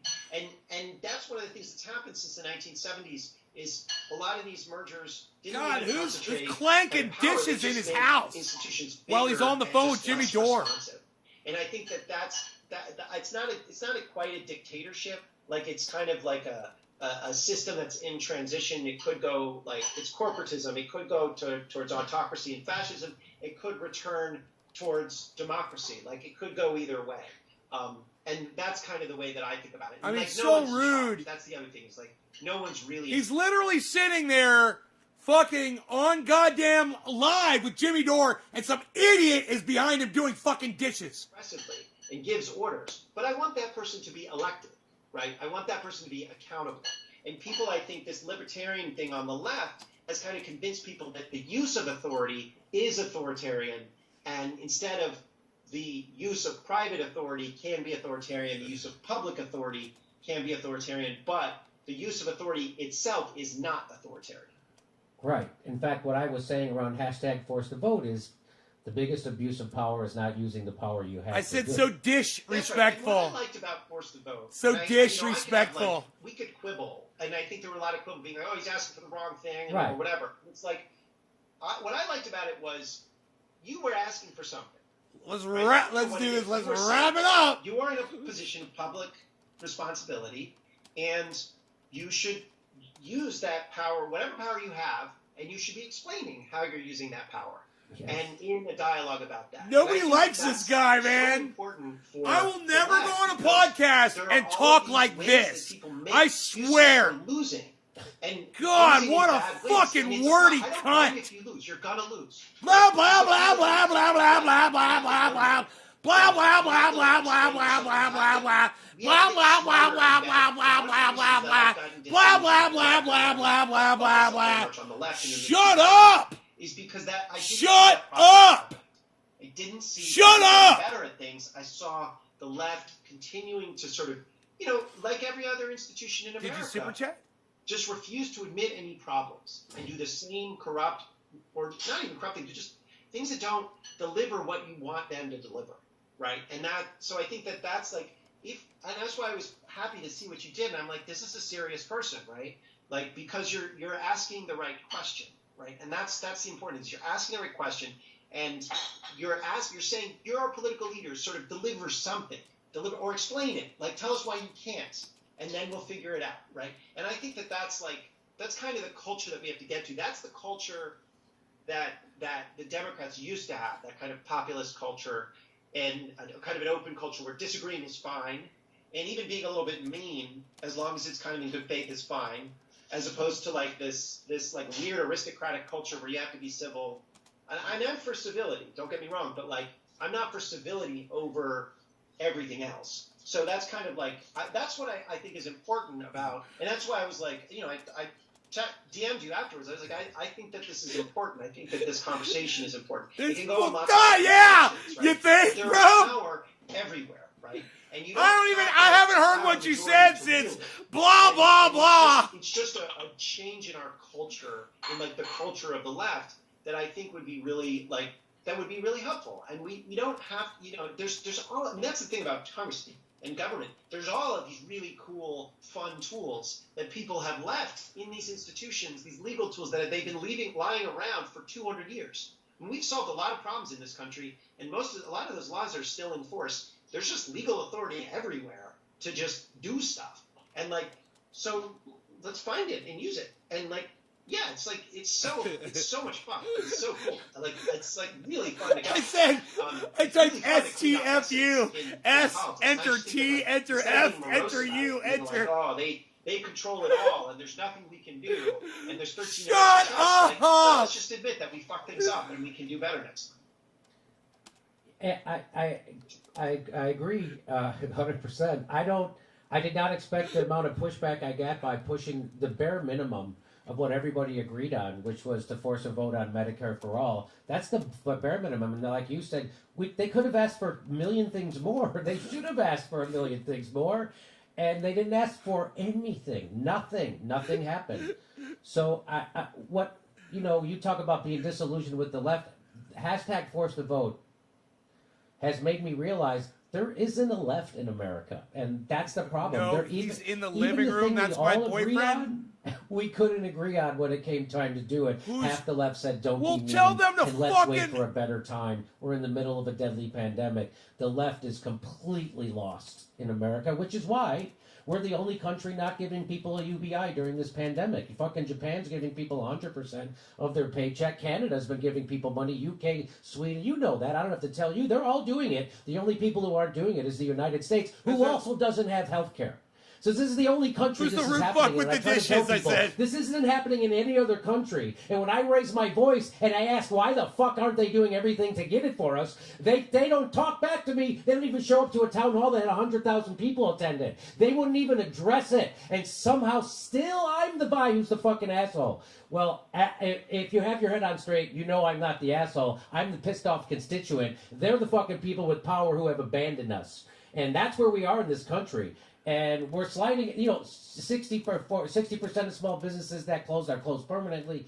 This is unbelievable what we're living through, and people got upset. Well, they are letting politicians off the hook. Can you name a time, Matt? You know everything about everything. Can you think of a time when people were nicer to a politician and that got something done? I think there are lots of different mechanisms to extract things if you want. Look, I was a congressional staffer. Flattery works. It just doesn't always work. But I think like the core here is that like that I don't think they know what they want. I don't think they're trying to scam. I think that, like, the left, my experience with sort of dealing with, like, the left, particularly the online left, and it's not that you're the online left, because, like, that's kind of Twitter. You're not, you have people that watch you take this stuff seriously. This is so fun. But, oh, that is so fun. So much fun. Make it it's stop. a street, right? Make it so if stop, a politician man. came on your show and said, look, I don't think that getting a vote for Medicare for all is a good idea because we're going to lose the vote and that won't help anyone. But here's an alternative. I think what we need and what I'm going to ask for, it also doesn't, it's a procedural thing, but like what can the House do that that will make a difference? Well, I think the House has subpoena power, right? Which means that they can demand documents from anyone in the country, any corporation in the country, any nonprofit, whatever you want. So, and then you could do this with a majority vote of a committee. So what I'm going to ask for is put 3 committees together to investigate this area, this area, and this area. I want you to investigate insulin prices. I want you to investigate whatever, farm consolidation, and I want you to investigate police abuse, whatever it is. And I want you to give them subpoena power, right? That's what I think we need. And I want people that, we pick to run these committees, and that's what we want. We want to do it with centrists because they have like, they're half the caucus and we're half the caucus, so we'll do this in a joint way. That would be, and if somebody came on your show and said that, I feel like that would be something that would make sense. You could have a discussion about whether that worked. But the thing is, the culture, like from the perspective of a politician, if they went on a show and they like started to do that and you like pushed back and they got embarrassed, like that could be their career being over.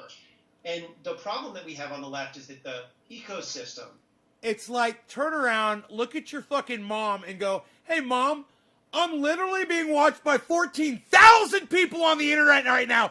Do you think you can do the dishes in 20 minutes? You fucking stupid cunt bitch!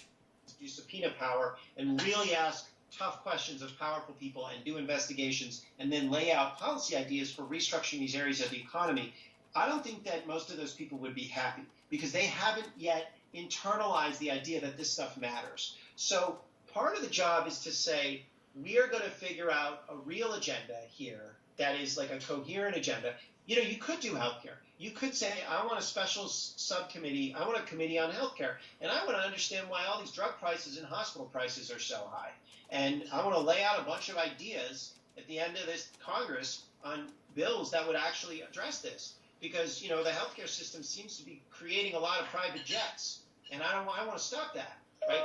If they, but in order to get there, you need to have a lot of the nonprofits and people in the progressive space saying we have to get into the nitty gritty details here of these systems. Hi, Karen. And that's, I think, that's kind of where we have to go, where we should go as a kind of political culture, and just because of the pandemic. Anyway, Matt Stoller, I really appreciate you spending again. I didn't know we were going to talk this long, but it's been Go interesting away all along. So thank you for making time, and I hope whoever has been making you dinner in the background has something nice for you to eat. Is that what's been going on? No, that's my wife. She made herself dinner. Now I'm going to go fix myself something. Oh, fucking stupid fucking wife. A Rodney Dangerfield joke. My wife and I, we sleep in You separate couldn't beds. wait 20 minutes. We're doing everything to keep our marriage together. I mean, how many fucking dishes do you have to move around while you're cooking something? So Matt Stoller, she's check cooking out his book, for the goddamn entire Monopoly, Power, and Democracy. Nation. You're always welcome back. Please come back. We'll have more of these conversations. I think. I mean, Jesus Christ, you're cooking for 2 people and you had to make all that noise? Okay. All right, bye-bye. Wow. All right, over to Steph, and we'll come back. I just want to let everybody know that I did read your live chat, and I did read #ForceTheDinner. Really enjoyed that one. That was terrific. Jimmy, I wanted to point out while you and Matt were talking, actually you were saying what was the last antitrust that you could think about. Guess this. Microsoft? No. Justice Department, October 20th, 2020, sues monopolist Google for violating antitrust laws. Really? Yes. Today, this is Attorney General Barr's statement and Deputy Attorney General Rosen's remarks. He starts off with, today, millions of Americans rely on the internet and the online platforms for their daily lives. Competition in this industry is vitally important, which is why today's challenge against Google, the gatekeeper of the internet, for violating antitrust laws is a monumental case both for the Department of Justice and the American people. And I just want to let the American people know when this case will go to court. 2023. Just so you all know. Mark that on your calendar. Okay, mark it on your calendar. 2023. I wonder how many times the lawyers working on that case are going to be reassigned. Right? Or how they'll get another job somewhere else, or I mean, they get real. I mean, you know what I mean? How does that how does continue? that work? How does that kind of lawsuit, I don't know, antitrust lawsuit, continue? All right. Hey, I just want to tell everybody about how I'm going to be reading these today. If just so you know, I won't read snarky comments about our guest. How about that? That's right? fair. That's I fair. will read your name, but not any kind of snark. And I'll do the best I can. And if you're saying something mean about me, I'm not going to read it. Fair enough. All right, love here we go. Tunes in, drop out. I pledge allegiance to the official narrative of the United States of America. I'm right after this, and to guys. the corporate media for which it stands, one nation under thumb, divided by echo chambers with chaos and injustice for all. Amen. A woman.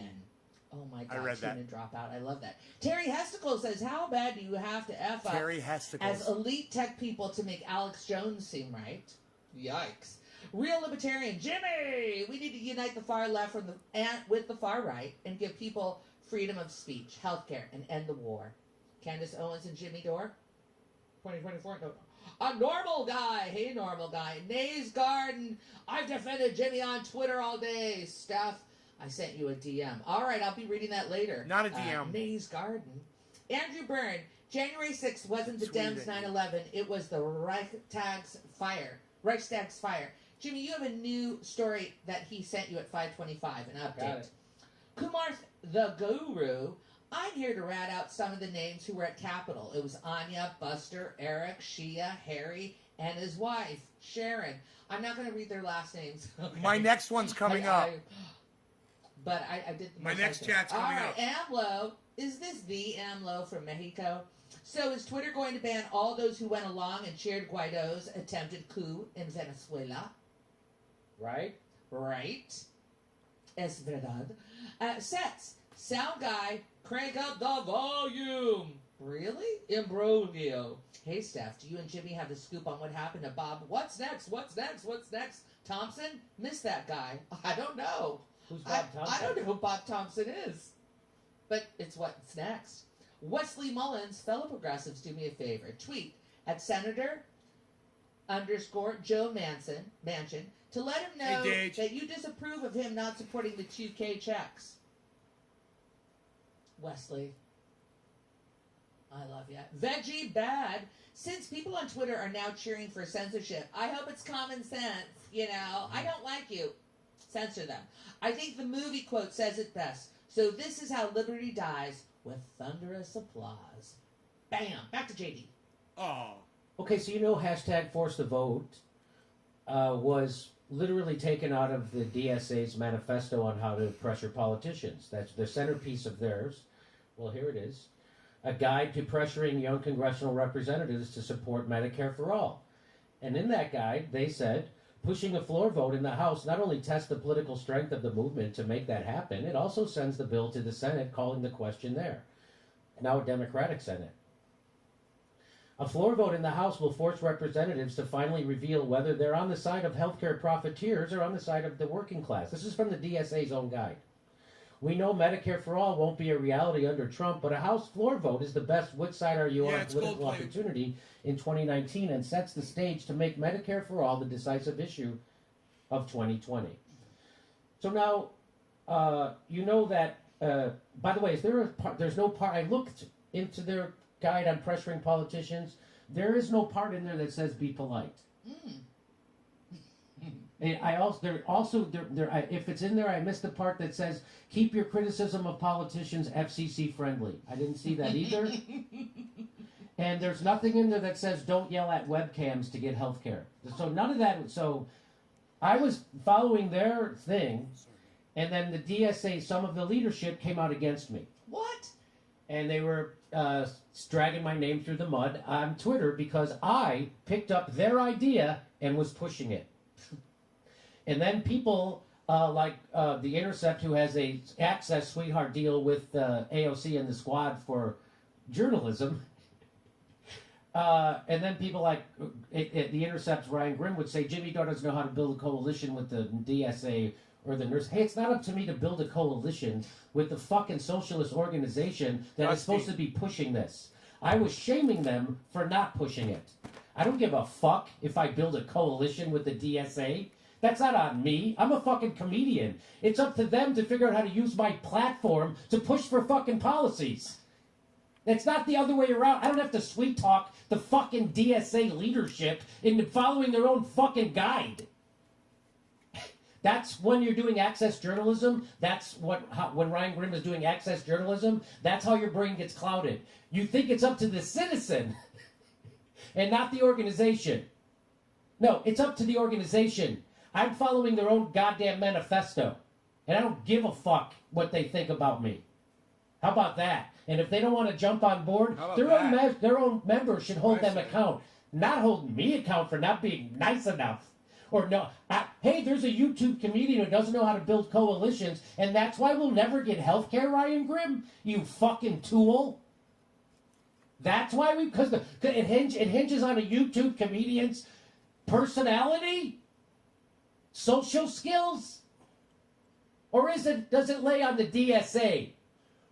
Who's supposed to be pushing healthcare, who was MIA during this whole thing. It's on them. And that's what this revealed. This revealed that I did Medicare for All better than fucking they did. And obviously I did journalism better than Ryan Grimm and The Intercept did, who gave a sweetheart softball interview to AOC so she could paper over the fact that she's abandoning her own campaign. And guys like Ryan Grimm will help them do that. And so now you know the rest of the story. My video, by the way, I'm supposed to sweet talk the DSA. You know my video, the last video I did on the DSA, got more views than they have members. Don't you think they would want to fucking work with me? Because I agree with their fucking stated policy? But no, they didn't. And let's find out why they didn't. Someone went to the DSA meeting. So Ali Alexandra she said, a DSA, what's up? A look into Monday's DSA Health Workers Collective meeting on forced to vote and emergency voting procedures. The DSA Health Workers Collective held a meeting on January 4th to discuss the growing internal challenges surrounding DSA silence on forced to vote. Wow. And by the way, my criticism wasn't of the DSA membership. The DSA membership is for forced to vote. It's their leadership, just like the Democratic Party, ironically. Just like the readers of The Intercept are for it, it's the fucking journalists. So this is this woman who went there. She said, I found that most of the local DSA chapters had no issues backing forced to vote, even if they didn't love Jimmy Dore's tone. I expected the DSA to welcome forced to vote with open arms. But that was hardly the case on the national leadership level. It's hard to not ask myself why we continue electing politicians who, at the end of the day, still capitulate to the Democratic Party. And that's what this moment revealed. And that's what the DSA leadership was trying to hide. And so they got embarrassed by a fucking pothead comedian on YouTube. Just like The Intercept got embarrassed. Just like AOC got embarrassed. Just like Mark Pocan got embarrassed. Just like the entire Democratic Party and the Justice Democrats got embarrassed. It's not up to me to work with them. It's up to them to work for their constituents. Yet it was quite clear to me that the lack of support came not out of simple technicalities that come with last-minute bureaucratic voting alone, but rather because of the messenger. So the DSA is all for hashtag forced to vote. It's in their goddamn manifesto, the centerpiece of it. But if there's a comedian who's rude, they're not going to do it. We're going to do forced to vote if everyone's nice to us, especially comedians. But if comedians say bad things about it, we're not going to get you health care. Huh? What the F? Yes, they have it exactly backwards. And their membership knows it. Their membership knows it. That's why they didn't hurry. First of all, leaders referred to Jimmy Dore as a misogynist, just a comedian, a YouTuber, and some guy. You catch my drift? Hey, let me tell you something. One of the most powerful politicians in the country right now has 10 million Twitter followers and unbelievable access to the media. Her name is AOC. And guess what she was 3 years ago while I was doing journalism? She was a bartender, which is fantastic. So this idea to disqualify me as just a fucking YouTuber or just a comedian, couldn't you just dismiss anybody that way? Or they're just a truck driver, or they're just a waiter, or they're just a bartender. You mean they're just an American who works 40 hours a week? Is that what you mean? You mean they're just a constituent? You mean like that? That's the kind of shit the Democratic Party says about progressives, and that's the kind of shit the DSA was saying All right, about guys, I'm out of here. progressives. Take care. Check out Ron Placone. Interesting. Go over here. See me at Jimmy Dore Show. He's live right now. For an I'll be there. organization that Love you supposedly guys. prides Bye-bye. itself on mobilization, it's hard to understand why the DSA, even after getting a 20-6 vote in favor